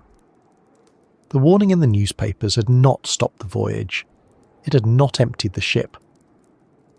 It had not turned departure into a panic, but it would be wrong to imagine that everyone forgot it. A warning like that sits differently in different minds. One passenger might dismiss it as German bluff. Another might keep returning to it while pretending not to. Someone else might rely on the presence of Americans aboard, believing Germany would avoid killing neutral civilians. Another might trust the ship's speed. Another might trust the captain. Another might simply feel that if the ship were truly in danger, someone with authority would have cancelled the sailing. That last belief is very common and very comforting, right up until the moment it proves too generous. Captain William Thomas Turner commanded the Lusitania on her final voyage. He was an experienced Cunard captain, not a reckless newcomer handed a famous liner by mistake, as if the company had briefly misplaced its judgment behind a filing cabinet. Turner had spent much of his life at sea. He knew ships, weather, navigation, passengers, company expectations, and the 1,000 small pressures that gather around a captain during a crossing. To passengers, a captain can become a symbol of certainty. His presence says the ship has a mind. His uniform says the mind is organised. But no captain, however experienced, commands the sea or the war around it. He commands the ship, and even that command exists inside limits set by fuel, machinery, orders, visibility, human error, and whatever else may be waiting beyond the horizon. The Lusitania did not sail at her old full power. Since late 1914, as part of wartime economy, some of her boilers had been shut down to reduce coal use and labour costs. She remained fast, faster than many vessels still in service, and fast enough that many considered her difficult for a submarine to catch. But she was not operating at the peak speed that had made her famous in earlier years. This detail matters because the public reputation of a ship can outlive its operating condition. People may speak of a liner as if she's always the same liner she was at her most impressive, but ships, like people after a poor night's sleep, are affected by circumstances. The Lusitania was still powerful. She was still fast. She was not quite the full-speed champion that some imagined when reassuring themselves. For the first days of the crossing, the familiar structure of ocean travel took over. A liner's routine is one of its strongest forms of persuasion. Breakfast, deck walks, lunch, letters, reading, conversation, dinner, sleep, and the steady mechanical rhythm below. The ship's life organises the passengers. It gives the day a shape. If the sea is calm enough, worry can fade into habits. A person may begin the voyage thinking about submarines, and end the second day wondering whether the dining room coffee is better than expected.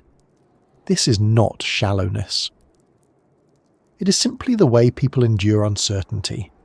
The mind cannot stare at danger all day without becoming exhausted, so it finds smaller things to hold. The passenger mix on the Lusitania was broad.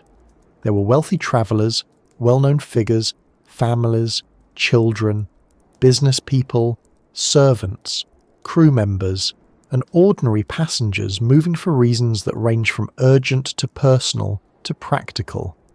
Some were British, some were American, some came from other countries, some occupied comfortable cabins, others travelled in simpler accommodations.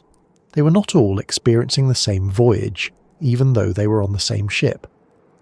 The Atlantic liner contained many different versions of travel stacked inside one hull. In first class, the crossing still carried traces of the old peacetime world. Meals could be formal. People could dress, meet, talk, and observe one another with the careful interest that belongs to confined social spaces. A ship creates a temporary society. People notice who walks the deck at what hour, who is seated nearby, who speaks too loudly, who looks nervous, who seems important, and who appears to have brought enough luggage to establish a small independent nation. These things matter aboard ship because there is nowhere else to go. The ocean reduces options and increases observation. In other parts of the vessel, the journey would have been more practical. Families looked after children. Travellers managed crowded spaces, routines, and the mild discomforts of sea travel. Crew members worked constantly. The glamour of a liner, as always, was unevenly distributed. The passenger reading in a lounge and the fireman working near the boilers were both crossing the Atlantic, but only one of them was likely to describe the experience as restful. The wireless room was one of the places where the wider war continued to enter the ship. Wireless telegraphy had changed sea travel dramatically. A vessel was no longer completely alone once it left port. Messages could be sent and received across distance, though not with the ease or reliability of modern communication. News, instructions, warnings, and private messages moved through the air in coded pulses. The wireless operators became links between the floating world of the ship and the restless world beyond it. If the liner itself had rhythms of meals and watches, the wireless room had a different rhythm. Signals, call signs, fragments, and alerts. As the Lusitania crossed the Atlantic, the war zone waited ahead. The passengers did not enter it immediately upon leaving New York. The first days at sea could feel like ordinary travel, because the most dangerous waters were near the British Isles. That distance mattered psychologically. Danger that is days away is easier to store in the back of the mind. People can say, "We will think about that later," and for a while, later is a perfectly serviceable hiding place. but later came. By May 6th, the Lusitania was nearing the zone where submarine activity was a serious concern. German U-boats had been operating off the southern coast of Ireland. The British Admiralty sent wireless warnings to inbound ships, including warnings about submarines active in the area. These messages were not theatrical. They were practical, compressed and official. Avoid headlands, pass harbours at full speed, take the Liverpool pilot at the bar, submarines active off the south coast of Ireland. The language was spare, but the meaning was heavy. The final approach was dangerous. On board, the evening of May 6th still included organised shipboard life. A Seamen's Charities concert was held in the saloon-class lounge. That detail is one of those small historical facts that feels almost impossible once one knows the next day. Music, charity, people gathered indoors, perhaps smiling, perhaps applauding, perhaps thinking more about the end of the voyage than the danger outside. It is easy to treat such moments as tragic irony, but for the people there, it was simply that evening's event. Ships continue to function until they cannot. Someone plans music, someone arranges chairs, someone attends because it is expected. Someone would rather not attend but goes anyway. Normal life is persistent, even when history is standing nearby with bad intentions. During that same general period, U-20 was also active. The German submarine commanded by Walter Schwieger had left Germany days before and was operating in the waters around Britain and Ireland. It had already sunk other vessels before encountering the Lusitania. This is important because it shows that the submarine danger was not theoretical. Ships were being attacked in the area. Warnings were not based on vague fear. They reflected real events.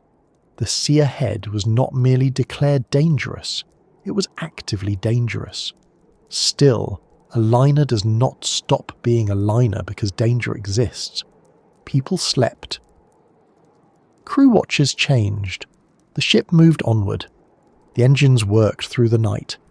Passengers may have lain in cabins listening to the sounds that become familiar at sea. The deep vibration of machinery, the occasional movement in corridors, the muted life of a vessel that never fully sleeps. Some may have felt uneasy, others may have slept well. History does not distribute foreboding evenly. One person senses trouble in every creak, another dreams peacefully beside a packed bag.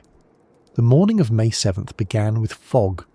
Fog at sea is not just weather, it is a change in the rules of perception. It reduces distance, it hides land, ships, smoke, and threat. It makes sound more important and sight less reliable. For a captain approaching dangerous waters, fog can be both cover and complication. It may conceal a ship from a submarine, but it may also interfere with navigation and increase the risk of collision or delay.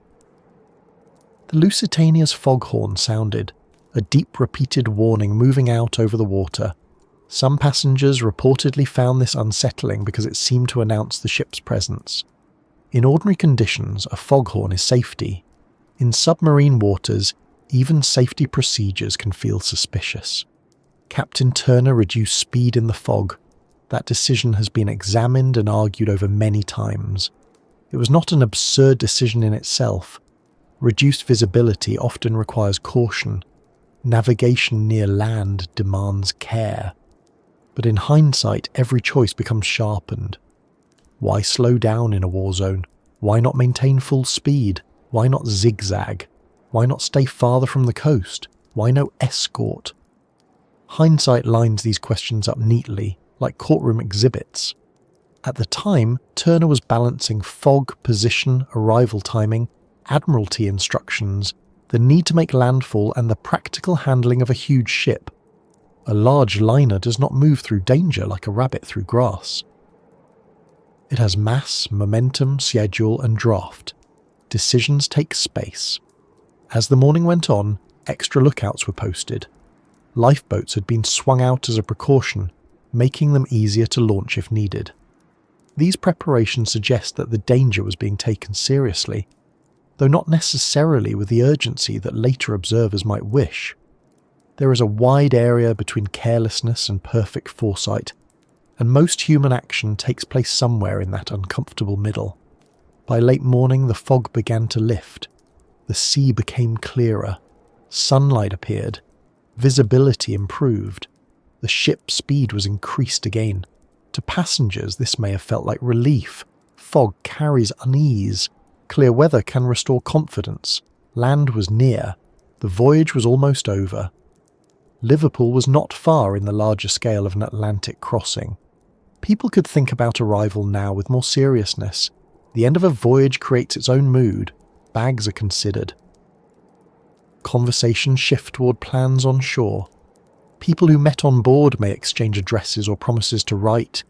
Children become restless in a different way. Crew members prepare for the work of arrival. This nearness to safety is one reason the final crossing feels so painful. The Lusitania was not lost in the middle of the Atlantic, alone beyond reach. She was off the coast of Ireland, near enough to land that survivors could later be brought to Queenstown and Kinsale, near enough that the disaster belonged not to the remote ocean, but to the edge of home waters. The coastline that should have meant arrival became the backdrop to attack. During the approach, Turner had to consider the tide at Liverpool and the timing of arrival. Large ships entering the Mersey could not simply arrive whenever they pleased and glide in with the casual ease of a duck visiting a pond. Tides, pilots, channels and harbour conditions mattered. Arrive too early, and a ship might have to wait outside, potentially exposed. Arrive at the right time, and entry could be smoother. These practical details shape decisions about speed and route. War did not erase maritime routine, it complicated it. The Lusitania also did not have a destroyer escort waiting beside her. Later criticism often returns to this point. Why was such a valuable ship carrying civilians in dangerous waters left without protection? The answer sits among limited resources, developing anti-submarine practice, admiralty judgment, communication problems, and perhaps overconfidence in the ship's speed. Convoy systems were not yet standard in the way they would become later. The early submarine war was still teaching hard lessons. Unfortunately, the tuition was often paid by ships. Passengers could not see most of this decision-making. They did not know every warning received, every instruction considered, every uncertainty on the bridge. They saw weather, sea, crew behaviour, and perhaps the coast. They felt the ship's motion. They heard announcements, conversations, and rumours. A passenger ship in danger is also a place where information moves unevenly. Officers may know more than crew. Crew may hear fragments. Passengers may receive reassurance, speculation, or nothing useful at all. The result is a floating community where confidence and anxiety can exist side by side, sometimes at the same table. One can imagine someone standing on deck that day, looking toward the Irish coast and feeling the old relief of landfall. After days of water, land has a powerful effect. It means arrival, shelter, and orientation. It gives the eyes something fixed. Even distant land can make the world feel less exposed. For those who had been nervous about the war zone, sighting land may have seemed like proof that the worst had been avoided. That is the trap of almost being safe. The mind begins to arrive before the body has arrived. Inside the ship, ordinary life continued into the afternoon. Lunch had been served. People were in cabins, public rooms, passageways, and on deck. Some children were playing, some passengers were reading, some were preparing for arrival. Some may have been discussing the war, the warning, or the possibility of submarines. Others may have been more interested in personal matters.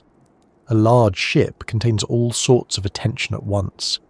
At any given moment, someone is worried about history, someone is worried about luggage, and someone is probably worried about whether they have eaten too much. The Lusitania's final crossing was therefore not a single mood. It was not all fear, and it was not all confidence. It was both, mixed with fatigue, routine, boredom, excitement, irritation, seasickness, responsibility, and the small pleasures of nearing the end of a journey. This matters because disasters are often retold as if everyone inside them was moving through one shared emotional state. Real life is more uneven. One person may have felt dread. Another may have felt perfectly safe. Another may have moved between the two several times before lunch. The ship herself continued to do what she had been built to do. She moved through the water under her own power, large and visible, with passengers aboard and cargo below. Her engines, though not at the full power of her earlier glory, still made her a fast liner. Her hull cut through the sea. Her funnels stood above the decks. From a distance she would have been unmistakable as a major vessel. To those aboard, that size could still comfort. To a submarine commander, that same size could make her identifiable and valuable as a target. Off the Irish coast, U-20 was nearing the point where its path would cross hers.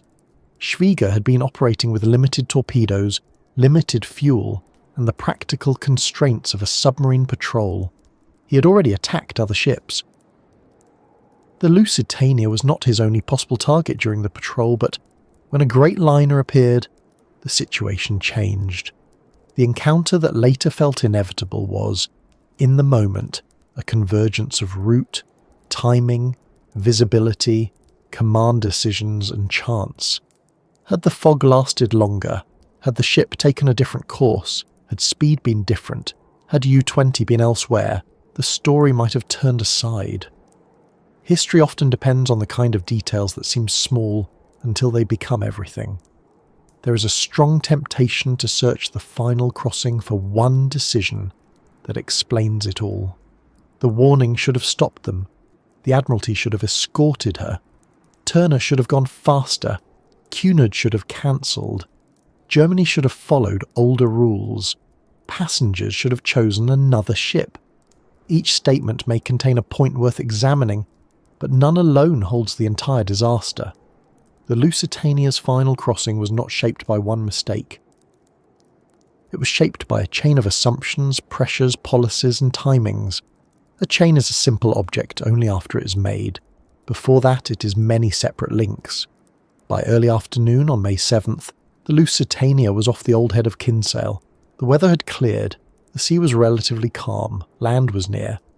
The war zone had not produced an attack during the long crossing, and the end of the voyage was close enough to imagine. It would have been reasonable for many aboard to believe that the danger had passed, or nearly passed. That belief, sadly, was arriving just as the danger itself came into position. The final crossing from New York had begun with ink on a newspaper page and a ship pulling away from a pier. It had continued through routine, reassurance, wireless warnings, fog, clear weather, navigation choices, and the ordinary life of people who did not know they were about to become part of one of the most argued over disasters in maritime history. The Lusitania had carried them across nearly all of the Atlantic. Now, close to Ireland, with Liverpool still ahead, the hidden war beneath the waves was no longer a distant condition of the voyage. It was close enough to be seen through a periscope. By early afternoon, the Lusitania was close enough to Ireland that the voyage must have felt almost finished. After days of open water, land had returned to the world. The coastline near the old head of Kinsale lay not far away, a fixed shape after so much movement, and for many passengers that nearness would have carried a quiet relief. The Atlantic crossing was nearly behind them. Liverpool was still ahead, but the long ocean part of the journey was almost complete. The mind begins to unpack before the hands do. People start thinking about arrival before the ship has safely arrived. The weather had improved, earlier fog had lifted. Visibility was clearer now, which would usually be good news for a large ship approaching land. Clearer weather helps navigation, it helps lookouts, it gives the captain and officers more information, it lets passengers see the coast and feel that old comfort of recognizing that the earth has not, in fact, gone missing while they were at sea. But clear weather also helps other eyes. A ship that can see the coast can also be seen. A great liner with 4 funnels was not a shy object on the water. The Lusitania did not blend into the horizon like a nervous duck. She was moving through waters that had already been marked by danger. The southern coast of Ireland was not simply a pretty edge of land for inbound liners. It was part of the approach to Britain, and therefore part of the submarine war. German U-boats did not need to wander the full width of the Atlantic, hoping luck would take pity on them. They could operate where ships were more likely to pass. Headlands, routes, port approaches, and regular traffic patterns mattered. The sea is large, but shipping has habits. War studies habits very carefully. Somewhere nearby, U-20 was on patrol under the command of Walter Schwieger. Inside the submarine, the world would have been nothing like the Lusitania's public rooms. No wide decks, no formal meals, no polished lounge, no passengers leaning over railings and discussing whether the sea air had done them good. A U-boat was a cramped working vessel, full of machinery, metal, heat, stale air, tension, and practical calculation. It was built not to impress a harbour, but to hide from it. Its strength came from being difficult to see. Its danger came from appearing in the story only when it was already close. Schwieger had been operating along the Irish coast, and his patrol had already been deadly. He was not waiting for the Lusitania alone, as if the whole war had paused to arrange one meeting. He was hunting ships in a declared war zone. That distinction matters because it keeps the event inside its real setting. The Lusitania was not struck by a random peacetime accident. She entered a zone where one side had announced that enemy vessels could be destroyed, and where submarines were actively trying to do exactly that. The shock was still enormous. The loss of civilians was still horrifying. But the danger had been built into the situation before the periscope ever rose. From the submarine's point of view, the first sign of a ship might be smoke. Smoke on the horizon was information. Funnels meant identity, speed, size, direction, and possibility. A great liner did not need to be close before it became interesting to a submarine commander. Its smoke could announce it from a distance. In wartime waters, even something as ordinary as smoke became a kind of message, and not always a welcome one.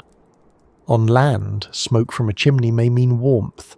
At sea in 1915, smoke on the horizon might mean a target, a threat, a prize, or a mistake large enough to change history. As U-20 observed the approaching vessel, Schwieger and his crew had to identify what they were seeing.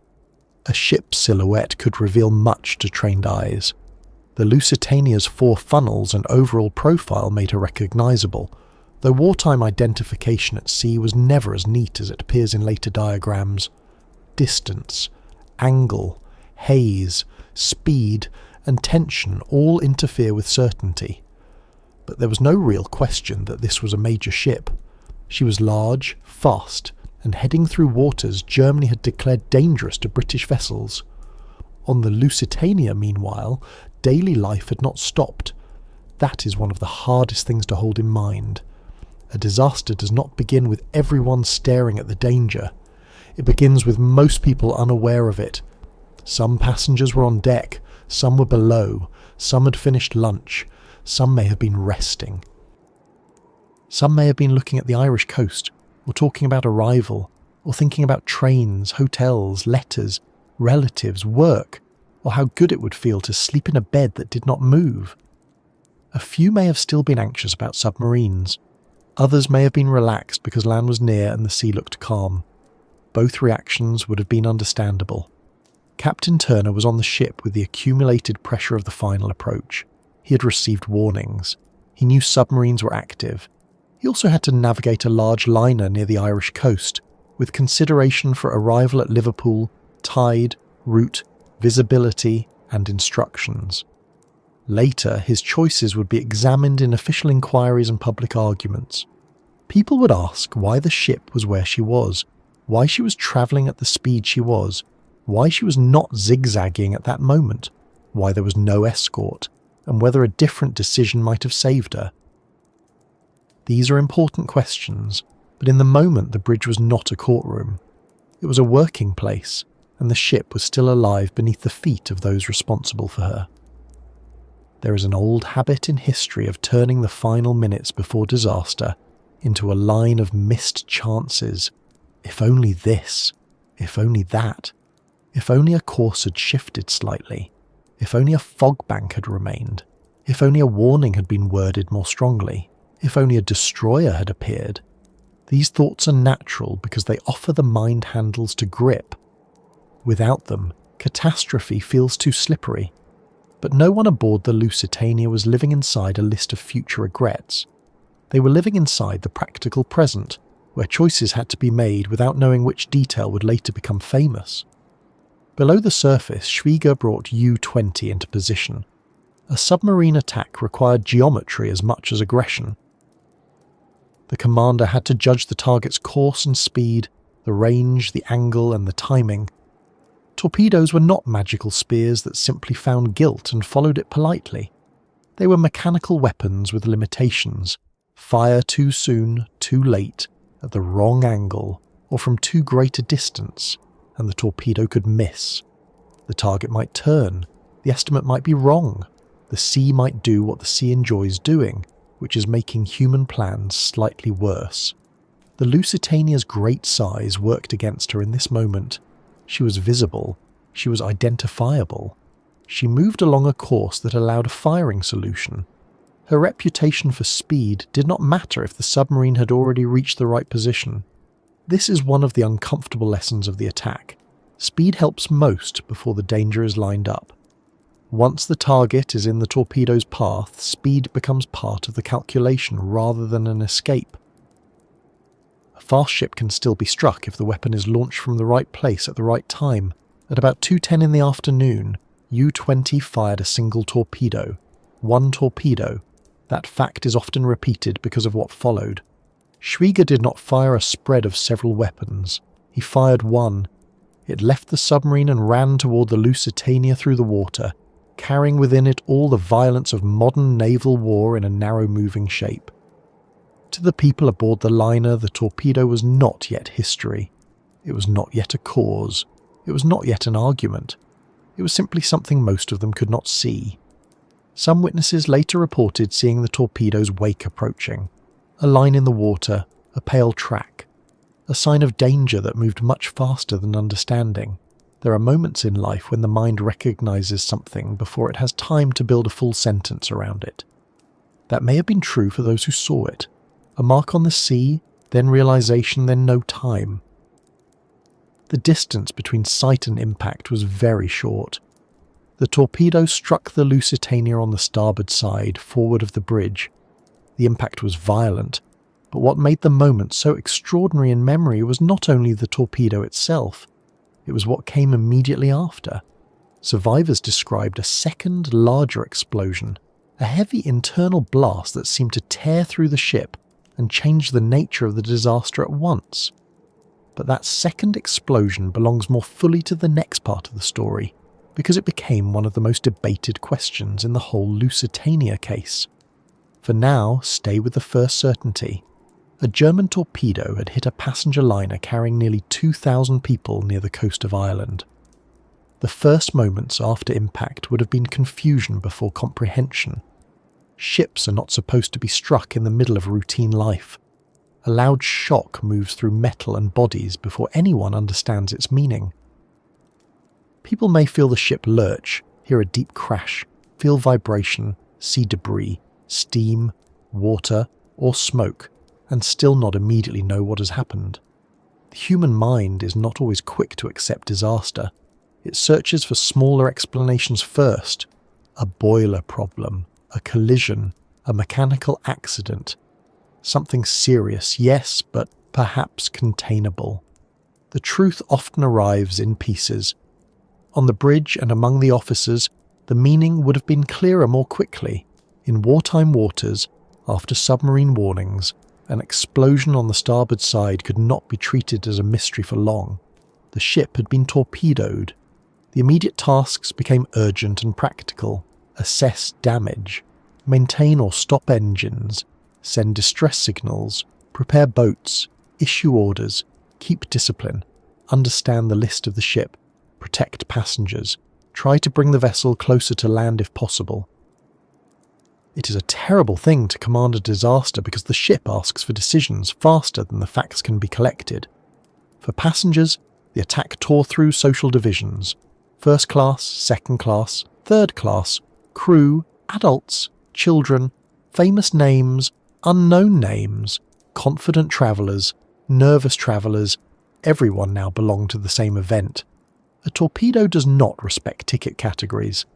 The ship that had organised people by cabins, decks, dining rooms and service areas was suddenly reorganising them by access to exits, distance from damage, physical strength, information, luck and speed of response. The floating palace had become a damaged vessel, and the change happened not gradually but in a single hard blow. The sound must have carried differently depending on where one was. On deck, it may have been a heavy detonation followed by alarm and movement. Below, it may have been louder, more physical, more confusing. In enclosed spaces, sound can become a force. It can hit walls, stairs, corridors and bodies. People near the area of impact faced danger immediately. Others farther away may have had seconds of uncertainty before the ship's behaviour told them something was very wrong. A list, a change in engine sound, the motion of people, the tone of crew voices, smoke, broken fittings, water, all these small signals would have gathered into understanding. The Lusitania began to take on water. The torpedo had opened her hull, and the damage affected her ability to remain upright and afloat. The ship's size, which had once made her seem secure, now created its own problems. A huge vessel under sudden internal stress is not easy to manage. Watertight compartments, doors, pumps, and procedures all mattered, but events were moving quickly. The way the ship listed would soon make launching lifeboats extremely difficult, especially on one side. But again, that full struggle belongs to the next stretch of the story. At this moment, the attack had just transformed a crossing into an emergency. Wireless operators sent distress calls. This was one of the great changes of the age. A ship in disaster could speak beyond the horizon. It could call for help, give position, name itself, and hope that other vessels or shore stations heard. The Lusitania's messages went out after the torpedo struck, carrying the news that she had been hit and needed assistance. Wireless could not undo the damage. It could not slow the flooding. It could not place lifeboats gently in the water, but it could summon the world toward the scene, and that mattered. In earlier ages, a ship might vanish and leave only questions. The Lusitania could cry out. The coast of Ireland was close enough that help could come from nearby vessels and from shore, but not close enough to prevent the first terrible minutes from belonging almost entirely to those aboard. That is a cruel fact of maritime disaster. Help may be near in geographic terms and still too far in human terms. A few miles at sea can be a long distance when people are in water. Minutes become large. Boats must be launched, engines started, courses set, survivors found. The gap between distress call and rescue is filled by those already in danger. In the submarine, Schwieger observed the result. His war diary would later note the hit and the aftermath. From his position, he could see the liner struck and the consequences begin. It is difficult to imagine the emotional distance required to watch a passenger ship in distress through the limited perspective of war. To him, the Lusitania was an enemy vessel in a declared zone, a major ship, and a military target under Germany's submarine policy. To those aboard, she was their transport, workplace, refuge, and immediate world. The periscope view and the deck view were not just physically different, they were morally different views of the same event. One of the grim peculiarities of modern war is that machines allow people to act across distance. A torpedo lets one group of humans make another group's world collapse without seeing individual faces clearly. The submarine commander sees ship, course, tonnage, flag, opportunity. The passengers experience shock, fear, injury and separation. These are not equal experiences. They are connected by the weapon, but separated by perspective. That separation can make decisions easier to carry out and harder to understand afterward. The torpedo strike also began the public story that would soon race far beyond the Irish coast.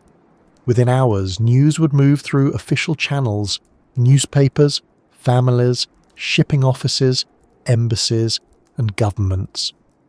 But at 2:10 in the afternoon, it was not yet a global headline. It was a hole in a ship. It was water entering. It was people trying to understand. It was crew responding. It was a captain trying to save what could be saved. It was a submarine nearby. It was a coastline in sight. It was the sudden proof that the warning in the newspaper had not been empty.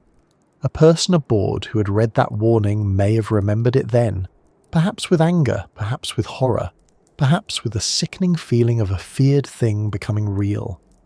A person who had dismissed it may have had no time to reconsider. A person who never saw it was now part of its meaning anyway. That is another hard feature of public warnings. They do not reach everyone equally, and they do not protect anyone physically. Once the torpedo struck, it did not matter who had read the notice and who had not.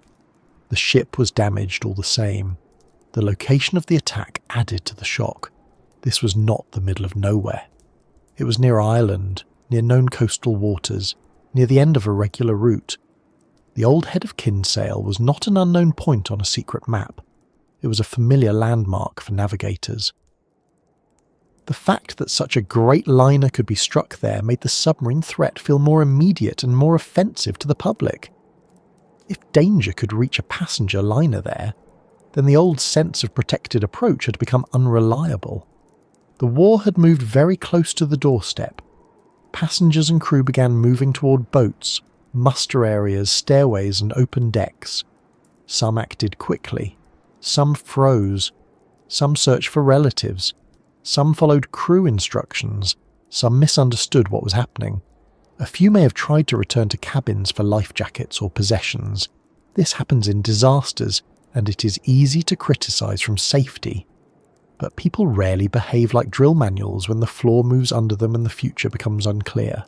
They reach for what matters to them: a child, a spouse, a coat, a document, a bag, a habit.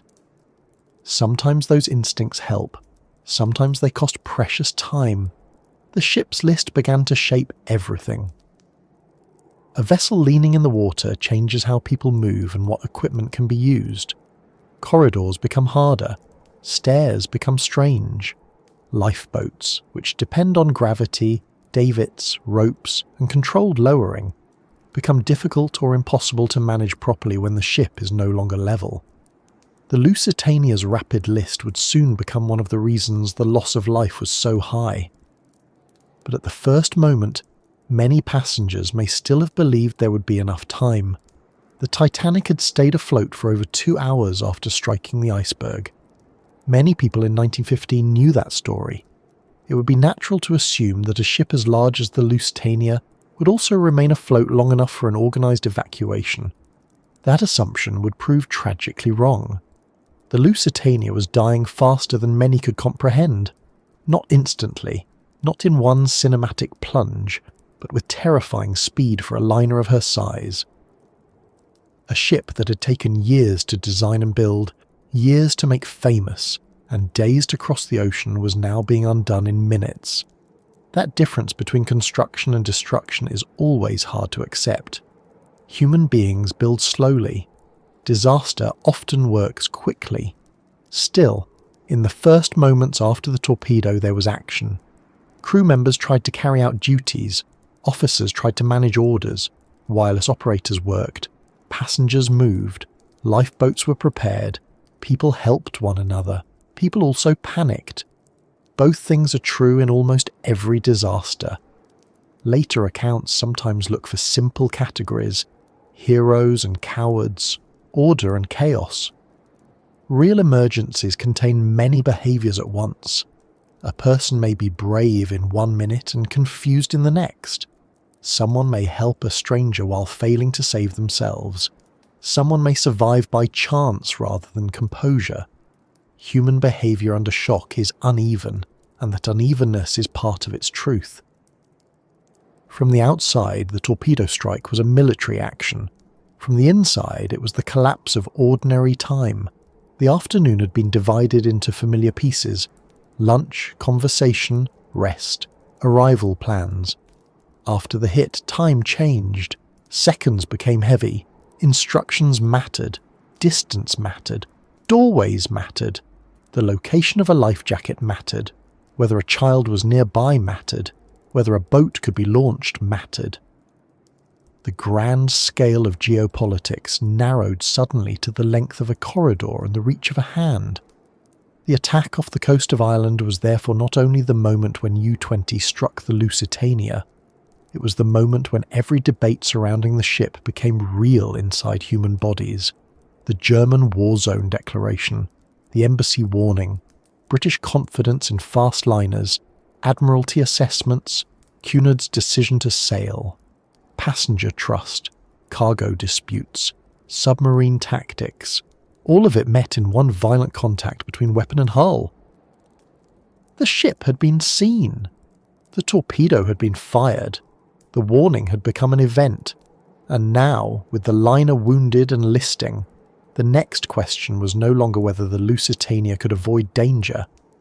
That question was over. The question now was how long she could remain above water, and whether the people aboard could get away from her before the sea came in completely. The first explosion was terrible enough. A torpedo had struck the Lusitania on the starboard side, forward of the bridge, and in an instant the ship's final crossing changed from a nearly completed voyage into an emergency at sea. But it was the second explosion, the one that came moments later, that gave the disaster its lasting uncertainty. Survivors heard it. Some felt it as a deeper shock inside the ship. Some described it as louder than the torpedo itself. It was the sound that turned alarm into panic, because it suggested that something far worse had happened below. Something hidden from view, but powerful enough to help bring down one of the great liners of the Atlantic in less time than it takes to finish a quiet cup of tea. The second explosion has never been explained to everyone's satisfaction. That is one reason the Lusitania still attracts argument. A ship struck by one torpedo might be expected to survive longer, or at least to give passengers and crew more time to get into lifeboats. The Titanic, only 3 years earlier, had taken more than 2 hours to sink after hitting an iceberg. The Lusitania was gone in about 18 minutes. 18 minutes is not long in any emergency. On a ship nearly 800 feet long, with passengers spread through cabins, corridors, public rooms, stairways and decks, it is barely enough time for understanding to catch up with action. Some theories point to coal dust. Some point to steam lines and boilers. Some point to damage from the torpedo opening spaces that allowed seawater to rush in at enormous speed. Some point to ammunition or other military cargo in the hold. Others suggest that the second explosion may not have been a separate explosion in the simple sense, but the violent internal result of structural damage, ruptured pipes, collapsing bulkheads, and the sudden movement of air, water and debris through the ship. The problem is that the people who might have seen the most important details were often the least likely to survive. The lower spaces of a sinking liner do not make good witnesses. To those aboard, however, the cause did not matter in that first minute. They did not have the luxury of historical debate. They had noise, movement, damage, and the immediate need to escape. The ship had been struck. Then came another blast. The lights may have failed in places.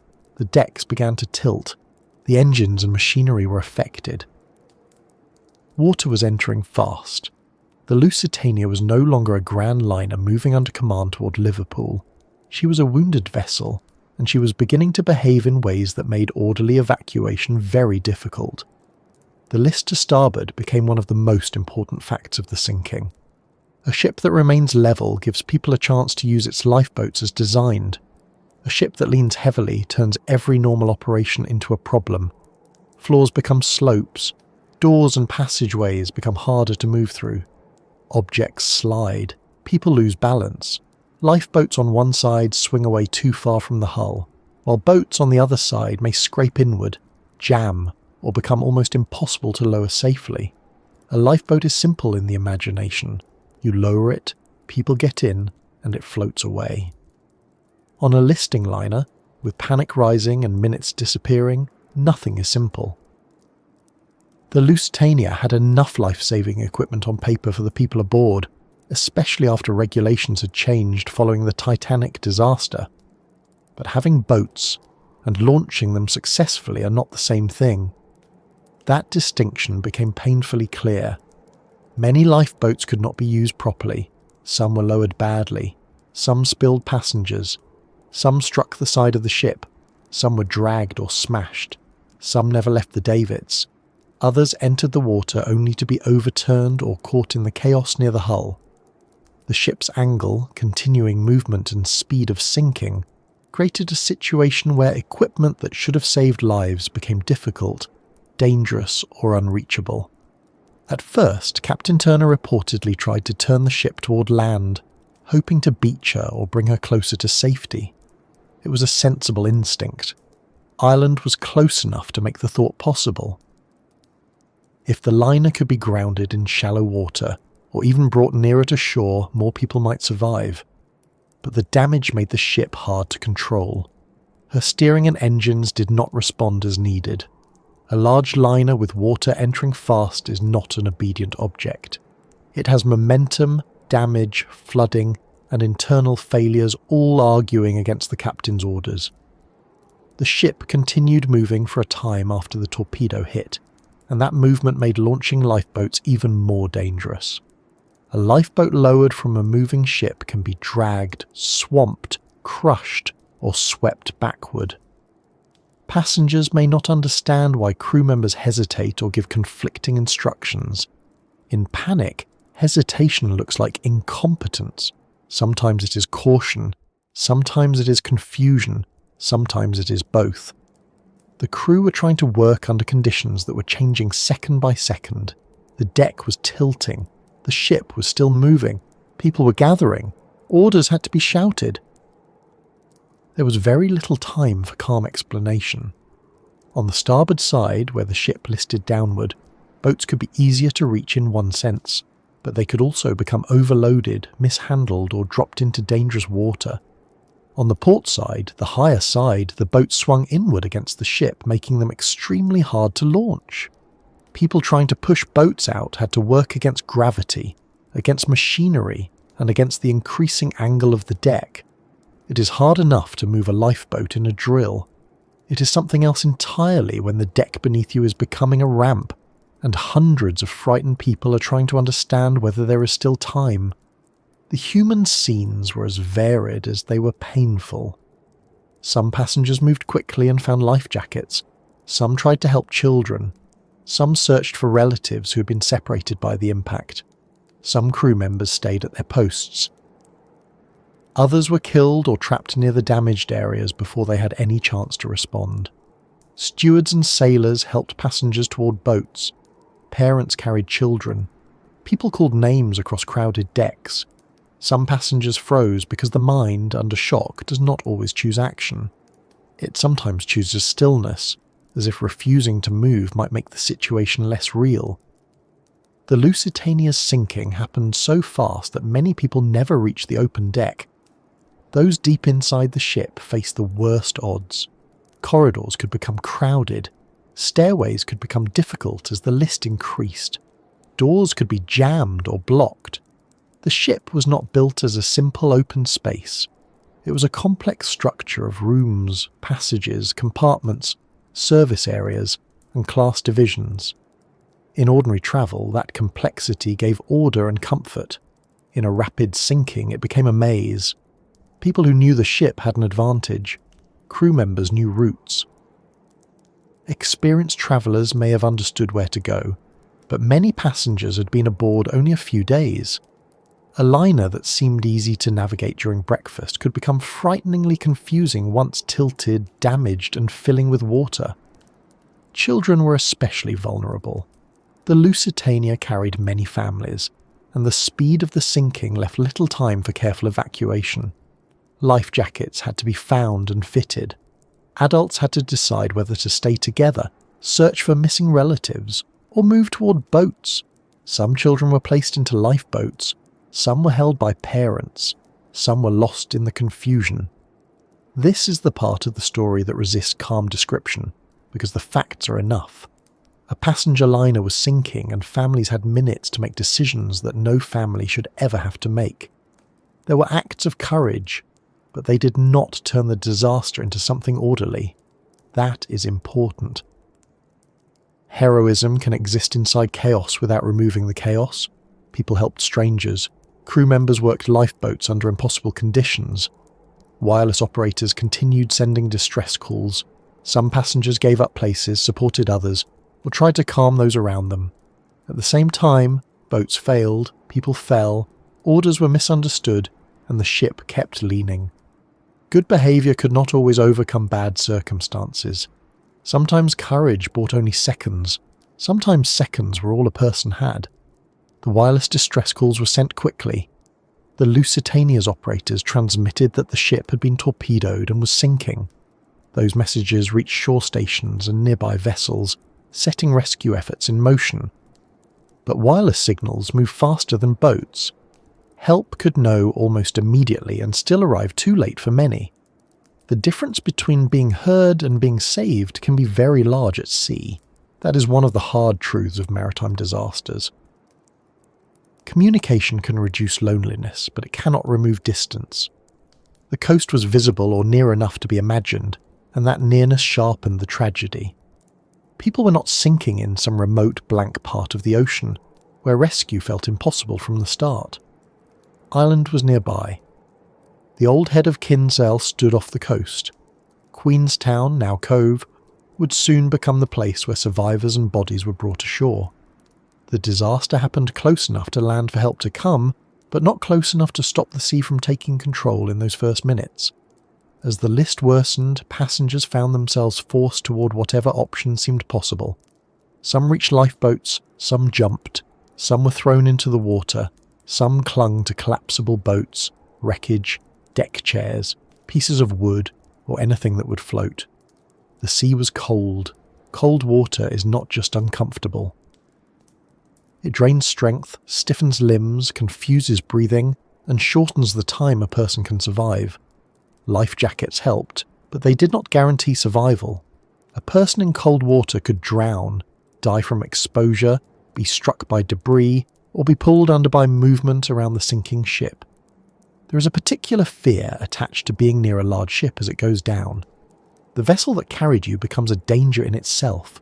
Water rushing into spaces, air escaping, debris rising, lifeboats overturning, funnels and rigging collapsing, and the hull settling beneath the surface all create hazards around the wreck.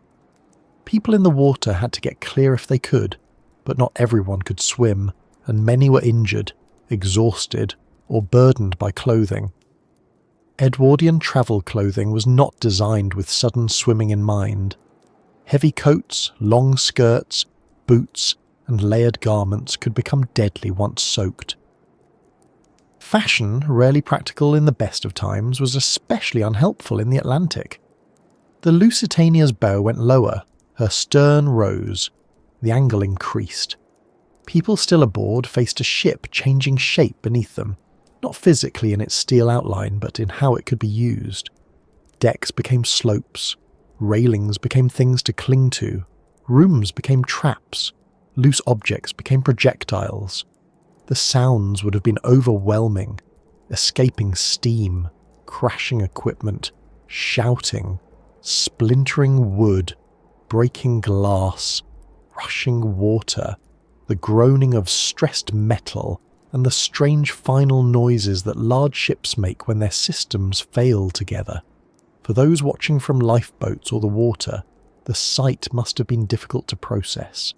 The Lusitania had been so large, so confident, so mechanically alive. Now she was falling away into the sea. A great liner does not sink like a stone dropped from a hand. It changes posture, it lists, dips, settles, and then suddenly loses the argument. In those last minutes, everything aboard her that had once meant civilization and control became part of a collapsing scene. Lounges, cabins, cargo spaces, kitchens, engine rooms, stairways and decks were all being claimed by water. The funnels, so visible and proud during her years of service, became part of the danger. As the ship sank, at least one funnel collapsed, and people in the water nearby were at risk from falling debris and suction. Funnels are often remembered as symbols of liners, but in a sinking they are heavy structures attached to a dying machine. The same features that made the Lusitania recognisable from miles away now belong to the wreck forming beneath the surface. The ship went down bow first. Within about 18 minutes of the torpedo strike, the Lusitania was gone from the surface. It is worth letting that time remain concrete. 18 minutes. Less than many people spend waiting for a train. Less than a short walk. Less than the time it takes to write a careful letter. In that span, nearly 2,000 people had to understand the danger, reach safety equipment, find family, move through a listing ship, board lifeboats or jump and get clear. Many could not. The speed of the sinking was not a minor detail. It shaped the entire human outcome. When the ship disappeared, the disaster did not end. For those in the water, the struggle continued. The sea was scattered with survivors, bodies, wreckage, overturned boats, floating objects, and people calling for help. Some were injured, some were holding children, some were clinging to anything they could find. Others had already died.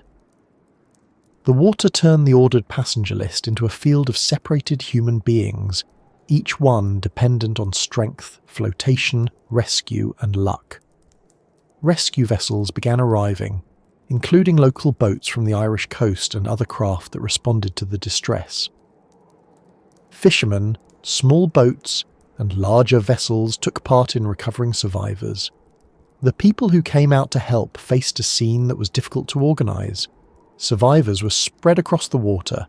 Some could call out, some were silent, some were alive but barely able to help themselves.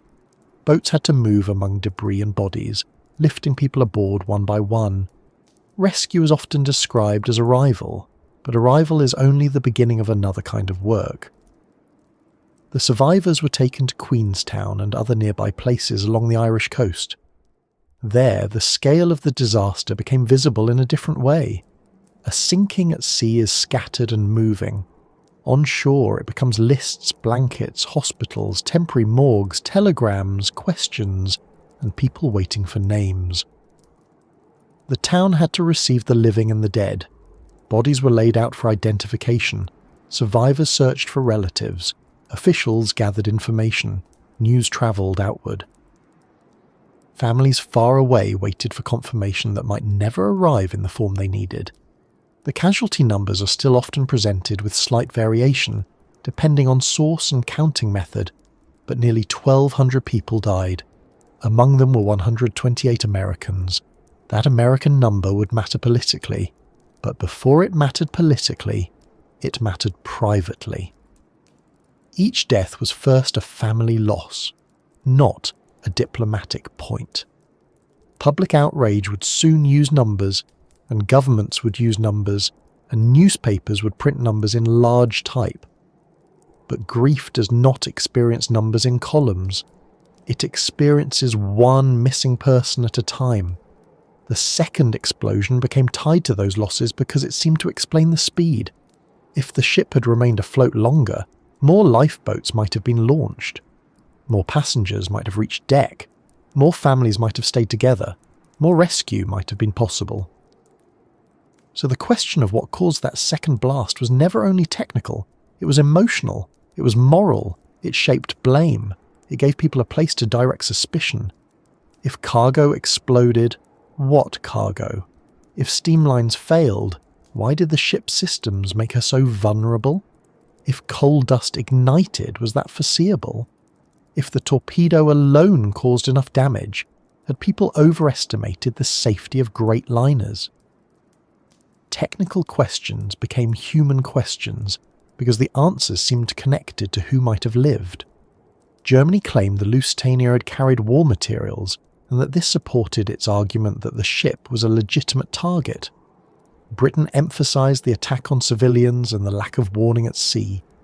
Later investigators, writers, divers, historians, and enthusiasts would return again and again to the second explosion, trying to understand whether it was caused by munitions, coal dust, steam, structural failure, or some combination of forces.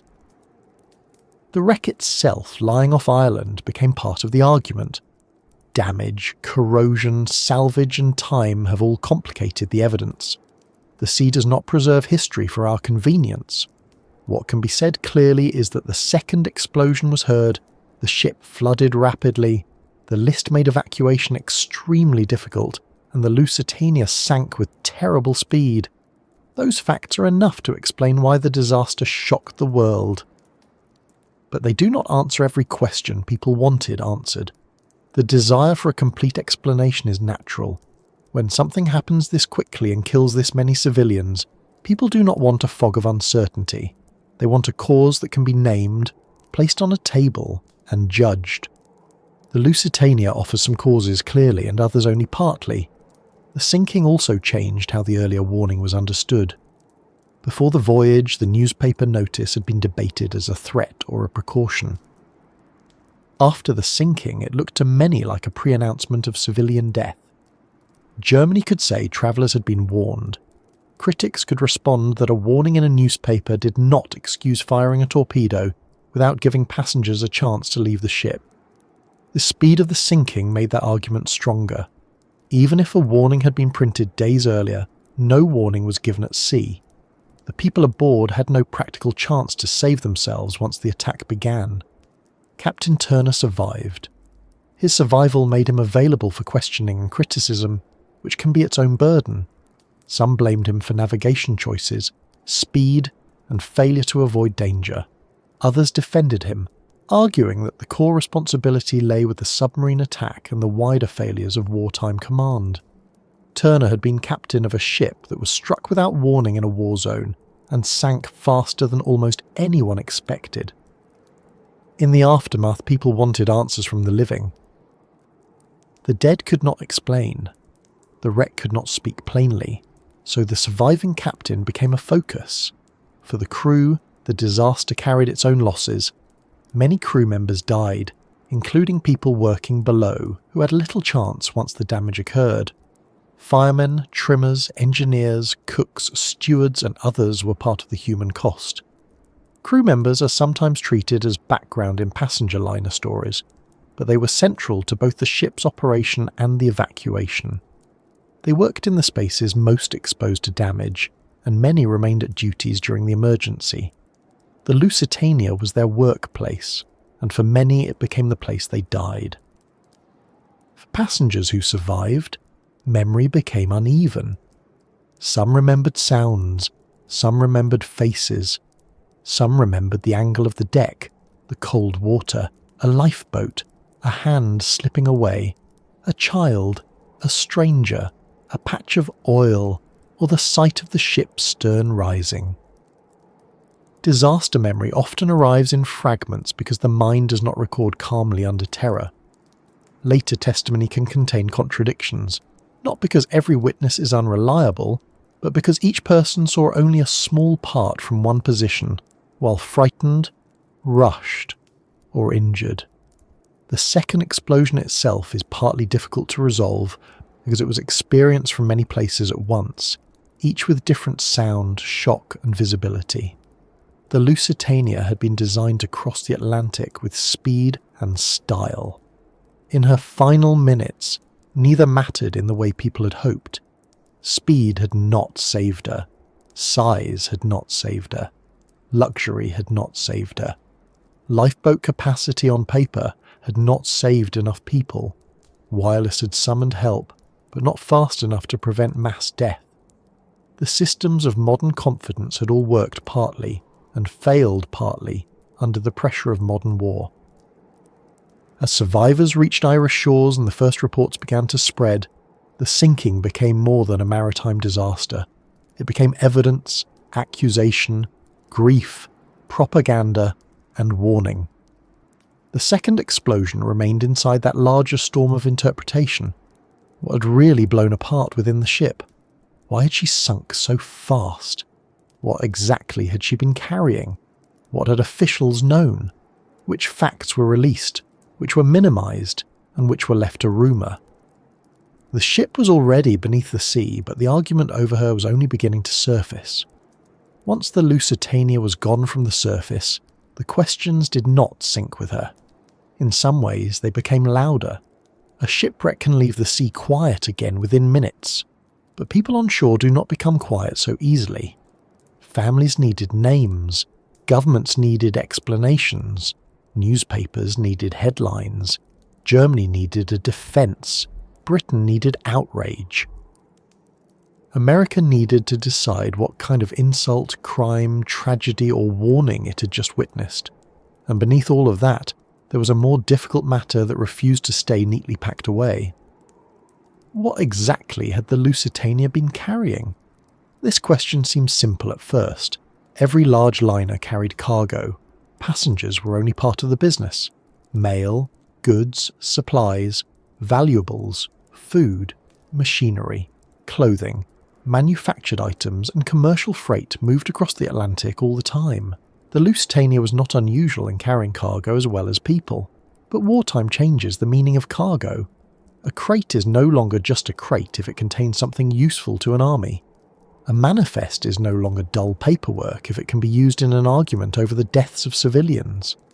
A ship's hold becomes part storage room, part evidence room, and part battlefield after the fact. The Germans said the Lusitania was not the innocent vessel Britain claimed. They argued that she was carrying munitions for Britain, that she was helping the British war effort, and that this made her a legitimate target in a declared war zone. To Germany, the torpedoing was harsh, but justified by the rules Germany had announced, and by the cargo Germany believed the ship carried. It was a legal and military argument, but also a political shield. After nearly 1,200 people were dead, Germany badly needed a reason that sounded stronger than, "We sank a passenger liner because we could." Britain's public response emphasised the civilians. Women, children, Americans, crewmen, travellers, families, and ordinary passengers had died without warning. That was the part British officials wanted the world to see first, and for obvious reasons. It was true, and it was powerful. The Lusitania had been a passenger liner, not a battleship. She had not been stopped, searched, or given time to evacuate. The torpedo had come without warning at sea. Whatever else was in the hold, people in cabins and dining rooms had not been given a chance to step into boats before the attack. Yet the cargo question remained.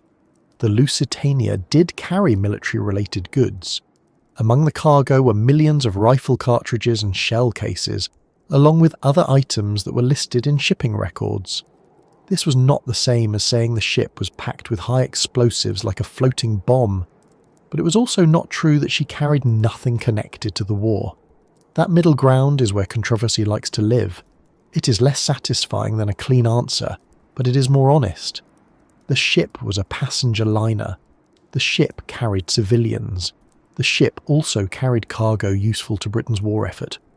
Those statements can sit together, uncomfortable though they are. The ammunition was not hidden in the sense of being completely absent from paperwork. Some of it appeared on the manifest. But public understanding of what was aboard was shaped by careful wording, official caution, and wartime secrecy. Governments in wartime rarely step forward and say, "Here is every awkward detail, arranged nicely for your moral clarity." They manage information. They emphasize some parts and reduce others. They release what helps them and slow down what hurts them. This is not a rare exception in history. It is practically a government hobby, though usually with more filing cabinets. The British authorities had reasons to minimise the cargo issue. If the public focused too much on munitions, Germany's argument might gain strength. If the ship appeared less purely civilian, outrage could become complicated. Britain wanted the sinking understood as an atrocity, a brutal act against non-combatants, and that interpretation had enormous emotional force.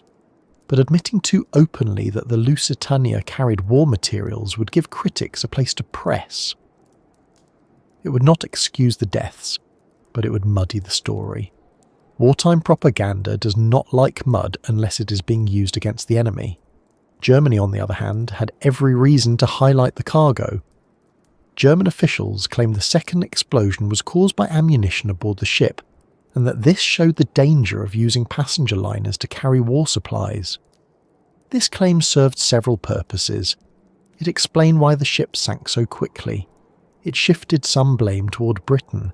It supported the idea that the Lusitania had not been merely a civilian vessel, and it allowed Germany to argue that responsibility for the scale of death did not rest only with the submarine commander who fired the torpedo. The second explosion made the cargo question even more intense. If a torpedo struck the ship and then something inside exploded, people naturally wanted to know what that something was. Was it ammunition? Was it coal dust? Was it steam lines? Was it a boiler-related event? Was it the sudden collapse of internal structures and the violent movement of water through damaged compartments? The answer mattered because it affected blame. If munitions caused a major internal blast, then critics could say Britain had placed passengers at added risk. If the second explosion came from ordinary ship systems, then Germany's claim was weaker. If the exact cause could not be proven, then uncertainty itself became part of the argument. The wreck did not make things easy. The Lusitania lay in deep, difficult water off the Irish coast. Time, corrosion, damage, salvage attempts, and the original violence of the sinking all complicated later efforts to read the evidence. A wreck is not a preserved courtroom exhibit. It shifts, decays, breaks, and gets disturbed. The sea is not careful with documents. It does not label debris for future historians. It simply keeps what it keeps and damages the rest. Over the decades, dives and investigations added information, but did not remove every dispute. Evidence of ammunition aboard has been found and discussed. That confirms that the Lusitania did carry military material, but confirmation of military cargo does not automatically answer every question. It does not prove that the cargo caused the second explosion. It does not prove that every rumour about secret explosives was true. It does not prove that Britain deliberately sacrificed the ship. It proves that the simple public version of a purely innocent cargo was incomplete. And that is often how historical controversy works. One part of an official story turns out to be incomplete, and suddenly some people decide every wild theory must be true. But history needs a steadier hand than that. Yes, the Lusitania carried war-related cargo. Yes, British officials had reasons to soften or control how that fact was discussed. Yes, German officials used the cargo to justify the attack. Yes, the second explosion remains debated. But none of those facts by itself proves a grand plot to have the ship sunk. Evidence can show concealment without proving conspiracy. That distinction is important, even if it is less exciting than a dramatic villain hidden behind a polished desk. The word spies enters the story through intelligence, interception, and wartime secrecy rather than through someone in a black cloak tiptoeing behind the lifeboats. Britain had a naval intelligence operation known as Room 40, which worked on intercepting and decoding German naval communications. Room 40 became one of the most important British intelligence units of the war. It could track some German naval activity, including submarine movements, but its information was not always complete, precise, or quickly shared with those who needed it. Intelligence is useful, but it is not magic. It arrives late. It arrives partly. It may be protected so carefully that the people in danger receive only a vague warning instead of the full reason behind it. This is one of the painful parts of the Lusitania controversy. British intelligence knew German submarines were active near the waters the Lusitania was approaching. Warnings were sent. Captain Turner did receive submarine warnings, but critics have long argued that the Admiralty should have done more. Why was the liner not diverted more effectively? Why was there no destroyer escort? Why was the captain not given clearer information? Why were instructions not stronger? Why was such a valuable and vulnerable ship left across dangerous waters with passengers aboard? These are fair questions. They do not require a conspiracy to be serious. Bureaucratic failure, secrecy, overconfidence, poor communication, and bad timing can kill people without anyone planning a disaster. In fact, history is full of catastrophes caused not by one evil mastermind, but by a row of ordinary decisions, each one defensible enough at the time, each one dangerous when placed beside the next. That may be less satisfying than imagining a single person turning a key in a secret room, but it is often closer to how real disasters happen. Still, conspiracy theories grew. Some people claim that Britain allowed the Lusitania to sail into danger on purpose, hoping that American deaths would pull the United States into the war. Winston Churchill, who was First Lord of the Admiralty at the time, became central to some of these claims. The theory suggests that British leaders knew enough to save the ship but chose not to because the propaganda value of a German attack would be useful. It is a dark idea, and because the sinking did outrage American opinion, the theory has attracted attention for a long time, but evidence for a deliberate sacrifice is weak. Britain certainly used the sinking for propaganda after it happened. Recruitment posters and public outrage made the Lusitania a symbol of German brutality. That is true. It is also true that the disaster helped shift opinion, especially in the United States, though America did not enter the war until 1917, nearly 2 years later. But using a tragedy after the fact is not the same as arranging it before the fact. Governments often exploit events they did not create. That is not comforting, but it is different from murder by design. The more cautious reading is that British officials failed to protect the Lusitania adequately, partly because of the limits and habits of the time. Convoy systems were not yet fully used, destroyers were limited, intelligence was guarded, submarine warfare was still being understood, there was confidence in the speed of large liners. There may also have been complacency, confusion, and poor coordination. These are serious failures. They deserve attention. But they do not require the conclusion that British officials wanted the liner sunk. The official inquiries added their own complications. The British inquiry, led by Lord Mersey, placed blame on Germany and cleared Captain Turner of wrongdoing. Some sessions were held in private, especially where naval matters were concerned. That secrecy fed later suspicion. When records are closed, people naturally wonder what is inside them. Sometimes the answer is a genuine secret. Sometimes the answer is embarrassment. Sometimes the answer is both. Wartime governments rarely hide only one kind of thing. Lord Mersey himself later became associated with the idea that the inquiry had been uncomfortable work. Accounts differ in tone and detail, but the general point remains that the official process did not satisfy everyone. Inquiries are meant to answer questions, but they can also reveal how many questions officials would rather not answer in public.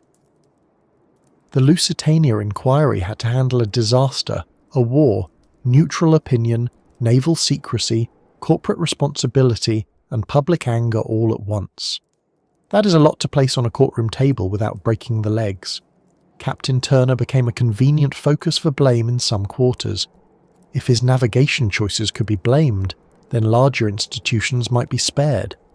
He had slowed in fog. He had not consistently zigzagged.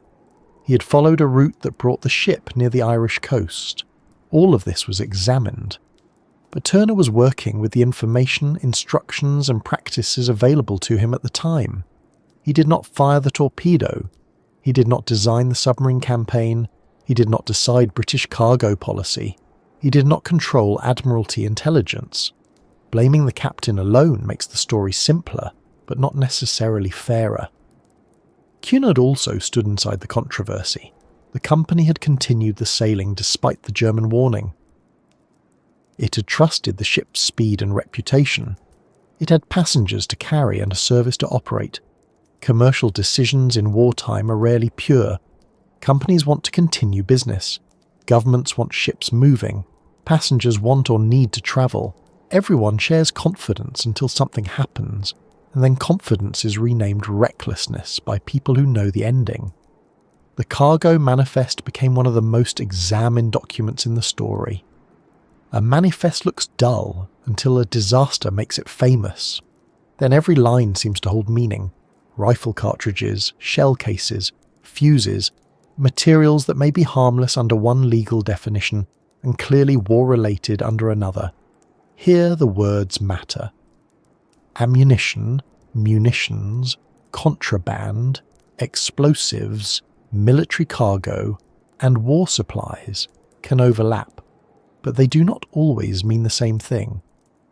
Legal language can make a deadly serious matter sound like a shelf labelling problem, though one with international consequences. American officials also had to think about definitions. If the cargo did not violate American laws as interpreted at the time, then the ship could leave port legally. That did not settle the moral question, and it did not settle Germany's view, but it mattered. The United States was neutral, and neutral trade during war was always tangled. American factories could produce goods that went to Britain. British ships could carry them. Germany could object. America could insist on rights. The Lusitania's hold was part of that larger argument about neutrality, commerce, and war. The secret cargo phrase can be misleading if it suggests that everything was hidden like treasure in a pirate story. Some cargo was officially recorded. Some details were not widely emphasized. Some later claims went beyond the evidence. The secrecy was not always about the physical existence of every crate, but about public interpretation. What would people be told? What would be admitted? What would be minimized? What would be framed as harmless? What would be called military? Those choices shaped memory almost as much as the cargo itself. There is also the matter of how propaganda works after a disaster. Britain used the Lusitania to show German ruthlessness. Germany used the cargo to argue that Britain endangered civilians. Both sides selected facts that helped them. This does not mean both sides were equally right. It means that wartime truth often arrives wearing a uniform. A fact can be true and still be used selectively. A poster can be based on real grief and still be propaganda. A German statement can identify real cargo and still fail to excuse the killing of passengers without warning. The difficulty is not that there are no facts. The difficulty is that facts were immediately put to work. For ordinary families, these disputes may have felt distant and insulting. If someone had lost a husband, wife, child, parent, or friend, legal arguments about cargo may have sounded like an attempt to move attention away from the dead. This is understandable. Grief does not want a discussion of shell cases. It wants the person back. But governments do not grieve as families grieve. They interpret, defend, accuse, and calculate. That difference can make public aftermath feel cold. The controversy also endured because the Lusitania sits at the intersection of several uncomfortable truths. Civilian ships can carry military cargo. Governments can tell partial truths. Submarines made old rules of warning and evacuation difficult to maintain. Wartime propaganda can use genuine suffering. Intelligence can exist and still fail to save lives. Legal cargo can still increase moral risk. A ship can be both a passenger liner and part of a war supply chain. None of these truths is easy to place in a simple memorial speech. So what was the Lusitania really? She was not a secret battleship. She was not an ordinary harmless ferry either. She was a British passenger liner in wartime carrying civilians, mail and cargo that included military supplies.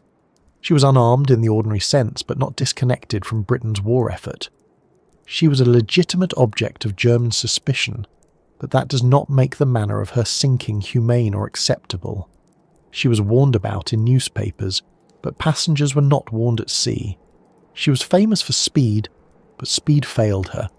She carried enough ambiguity to keep argument alive for generations. The spies and secrets around her were not always dramatic, but they were real enough. Coded messages, intelligence rooms, guarded documents, private inquiry sessions, careful wording, public denials, propaganda claims, shipping papers, diplomatic notes, and wreck investigations all formed a second vessel around the first. The physical Lusitania sank in 18 minutes. The political Lusitania kept floating through courts, newspapers, books, archives, and arguments, and perhaps that is why this story still feels unresolved. The main event is clear. U-20 fired the torpedo. The Lusitania was hit. A second explosion followed. The ship sank quickly. Nearly 1,200 people died. Those facts do not vanish, but around them are the harder questions of responsibility. Germany fired. Britain had allowed a passenger liner to carry war material through dangerous waters. Cunard sailed despite warnings. The Admiralty did not provide an escort.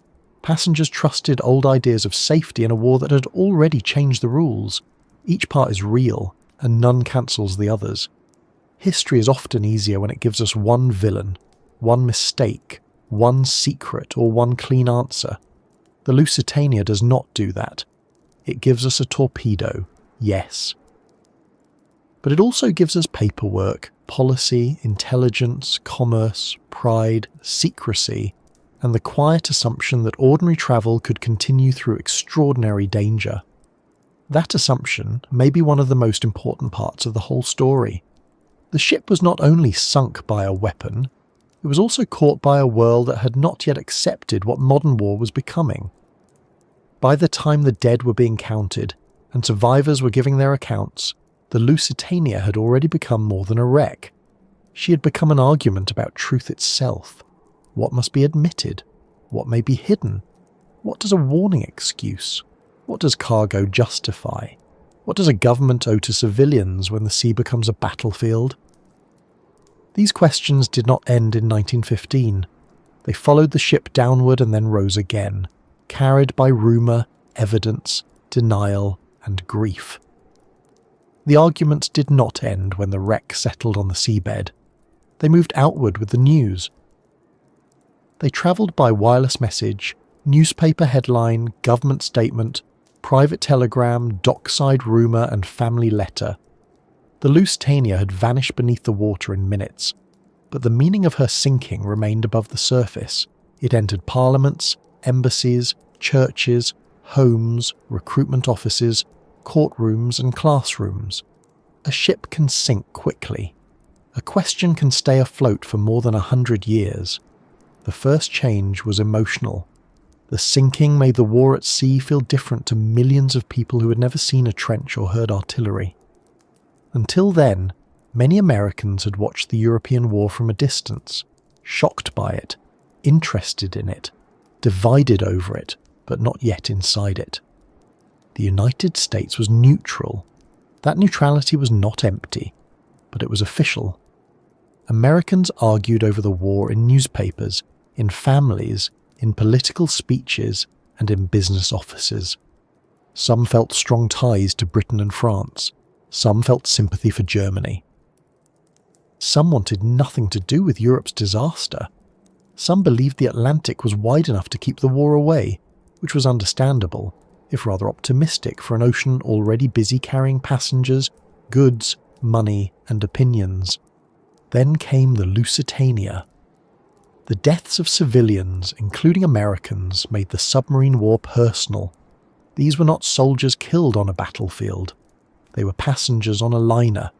Men, women, children, crew members, famous travellers, ordinary families, people who had bought tickets and expected to arrive.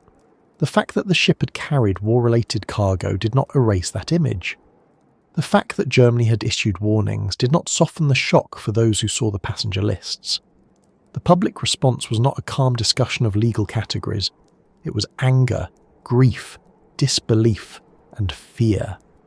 Newspapers printed names, stories, and descriptions. People read about children lost at sea, about survivors pulled from cold water, about bodies brought ashore in Ireland.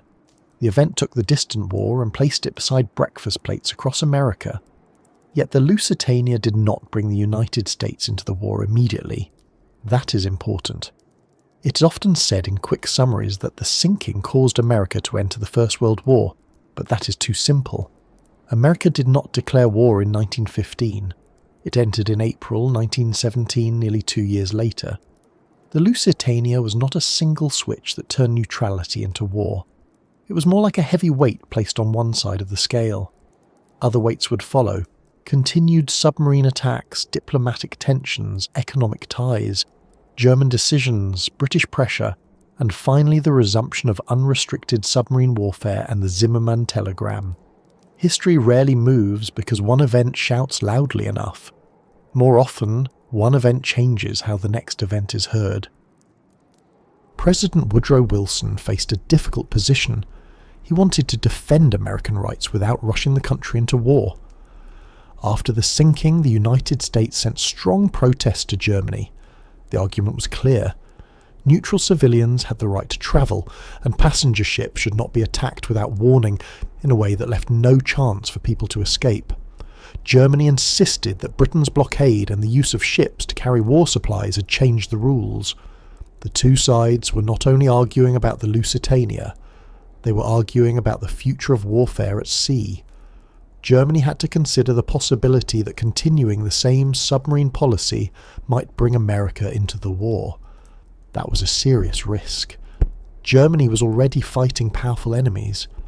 Adding the United States was not a small matter, even if some German leaders underestimated what American entry might eventually mean. Under American pressure and after further controversy over submarine attacks, Germany pulled back from the most dangerous form of unrestricted submarine warfare for a time. It did not give up submarines entirely, of course. No navy gives up a useful weapon because it has become unpopular, but it became more cautious about passenger vessels, at least temporarily. That temporary pause mattered. It showed that public outrage could restrain military policy, at least when the diplomatic cost became high enough. It also showed that Germany understood the sinking had damaged its position. The submarine was militarily useful, but politically dangerous. It could sink ships Britain needed, but it could also sink Germany's reputation in neutral countries. A torpedo could hit a hull in one afternoon, and then keep striking diplomatic relations for months. In Britain, the Lusitania became a powerful symbol. Posters, speeches, newspapers and recruitment efforts used the sinking to show Germany as brutal and uncivilized. The phrase, "Remember the Lusitania," carried emotional force. It did not require a complicated explanation. It asked people to remember civilians lost at sea and to connect that loss with the enemy. Propaganda often works best when it uses a real event and gives it a clear direction. The deaths were real. The grief was real. The outrage was real. The message built on those facts and shaped them toward recruitment, unity, and hatred of the enemy. That does not mean the propaganda was invented from nothing. This is an important distinction.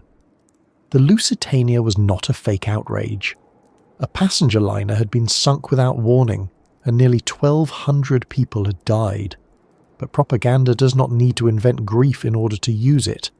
It selects, frames, repeats, and simplifies. It turns a complicated event into a message that can be printed on a poster and understood in seconds. The full story included cargo, warnings, submarine policy, British intelligence, Admiralty decisions, Cunard's confidence, and the legal disputes of wartime trade. The poster version did not need all that. It needed a ship, a villain, and a memory. Germany also produced its own explanations. German officials emphasized the warning, the declared war zone, the ship's British flag, and the cargo. Germany argued that Britain had placed civilians at risk by using passenger vessels to move war materials.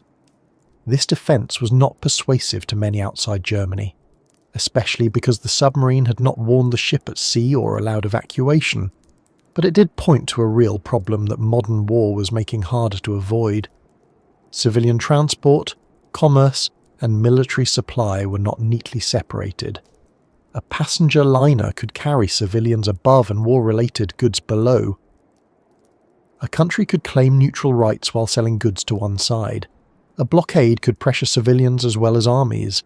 A submarine could not easily follow old rules without exposing itself to danger. The sea war was becoming a contest where the old categories no longer held firmly. That may be one of the largest things the Lusitania changed. It forced people to see that modern war was no longer content to stay inside familiar boundaries. Civilians were not safe simply because they were not soldiers. Passenger travel was not separate from strategy. Cargo was not just cargo. Public opinion became a battlefield. Neutrality became harder to maintain. A ship sinking became a diplomatic event, a propaganda weapon, a legal argument, and a family tragedy at the same time. The disaster also changed how people thought about submarines. Before the First World War, submarines had been seen by some as experimental, unpleasant, or secondary weapons. They were not the grand symbols of naval power. Battleships still carried the old prestige. A battleship looked like power. A submarine looked like a machine that had been asked to live in a cellar. But the U-boat showed that a small hidden vessel could threaten a large and famous ship. It did not need to win a fleet battle. It did not need to be seen. It could alter shipping, diplomacy, insurance, naval planning, and public fear simply by being possible. That lesson did not end with the Lusitania. It grew. Submarine warfare became more important as the war continued. By 1917, Germany resumed unrestricted submarine warfare in the hope of cutting Britain off before the United States could intervene effectively. That decision helped bring America into the war. The Lusitania had shown the danger of provoking the United States, but by 1917, German leaders decided the military gamble was worth the diplomatic risk. It was not. The United States entered the war, and Germany gained the enemy it had long tried to avoid. The Lusitania therefore sits in the path toward American intervention, but not as the only cause. It changed the emotional weather. It made Germany seem more threatening to many Americans. It weakened the idea that the United States could remain untouched while German submarines operated in the Atlantic. It gave pro-Allied voices a strong example to use, but it took later events to push the country fully into war. The sinking was a turning point in opinion, not the final step in policy. That difference matters because it keeps the story accurate. The Lusitania did not start the war, and it did not immediately bring America into it. It helped prepare the ground on which later decisions would stand. It also changed memory. The Titanic had already shown that a great liner could sink. The Lusitania showed that a great liner could be deliberately destroyed in war. Those are different fears. An iceberg is nature. A torpedo is intention. The Titanic challenged faith in technology and safety. The Lusitania challenged faith in civilization's limits during war. After 1915, people could not as easily believe that passenger status alone protected a ship. The rules had changed, and even where the law argued, the public imagination understood the change in a simpler way. A civilian ship had been hit. That fact stayed. For maritime practice, the Lusitania added pressure to improve how ships handled submarine danger. Lifeboat rules had already changed after Titanic, but Lusitania showed that having life-saving equipment was not enough if a ship sank too quickly or listed too heavily. Drills, boat handling, speed, route planning, wireless warnings, convoy thinking, and anti-submarine measures all became part of the larger learning process. The war forced navies and merchant services to adapt. Convoys, escorts, patrols, depth charges, intelligence, and route control would become more central as submarine warfare developed. None of these changes can be credited to the Lusitania alone, but her loss became part of the evidence that old assumptions were failing. The sinking changed Cunard too. It lost one of its great ships and many crew members. The company's reputation, grief, legal position, and wartime role were all affected. But shipping did not stop. Liners continued to sail, though with more caution and under changing conditions. War does not pause transportation unless it completely breaks it. People still needed to move, supplies still had to cross the sea, mail still mattered. The ocean remained a road, even when parts of it had become dangerous. For Ireland, especially Queenstown, the sinking left a local memory that was not abstract. Bodies came ashore. Survivors needed care. Graves were dug. People in the area did not encounter the Lusitania as a newspaper symbol first. They encountered wet clothing, shock, injury, death, and the work of recovery. That local experience matters because famous disasters often become national stories, then international stories, then symbols. But before all of that, they are also events that happen somewhere. Local boats go out. Local people help. Local buildings receive survivors. Local cemeteries hold names.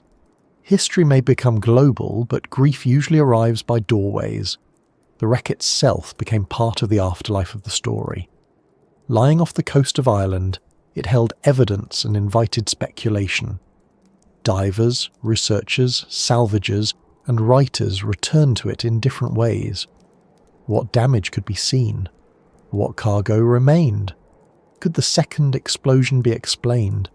Had the ship's structure failed in a particular way?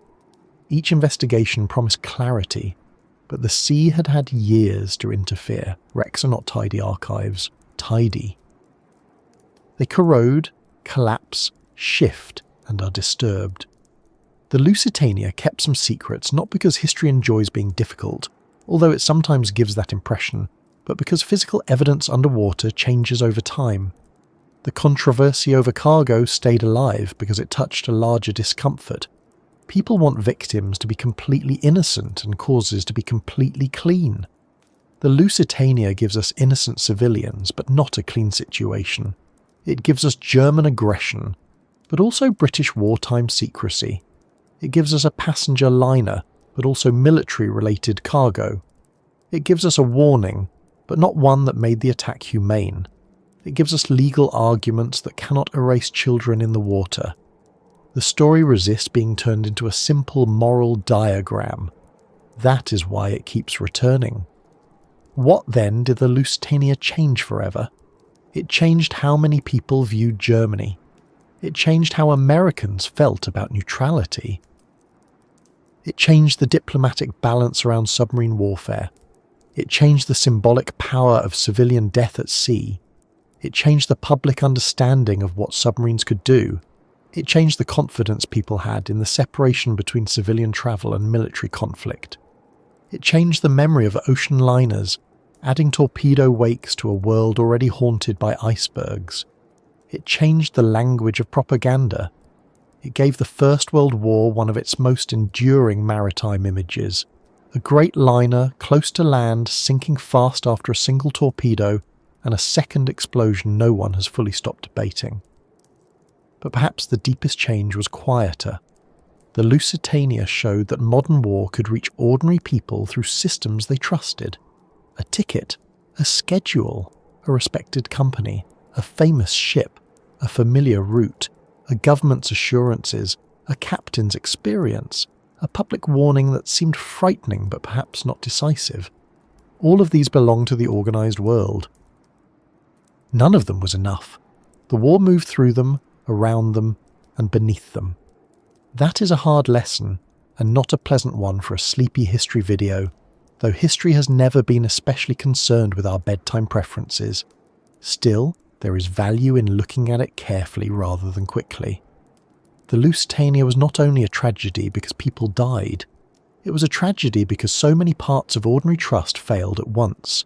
Trust in rules, trust in speed, trust in warnings, trust in distance, trust in the idea that civilians would remain outside the worst machinery of war.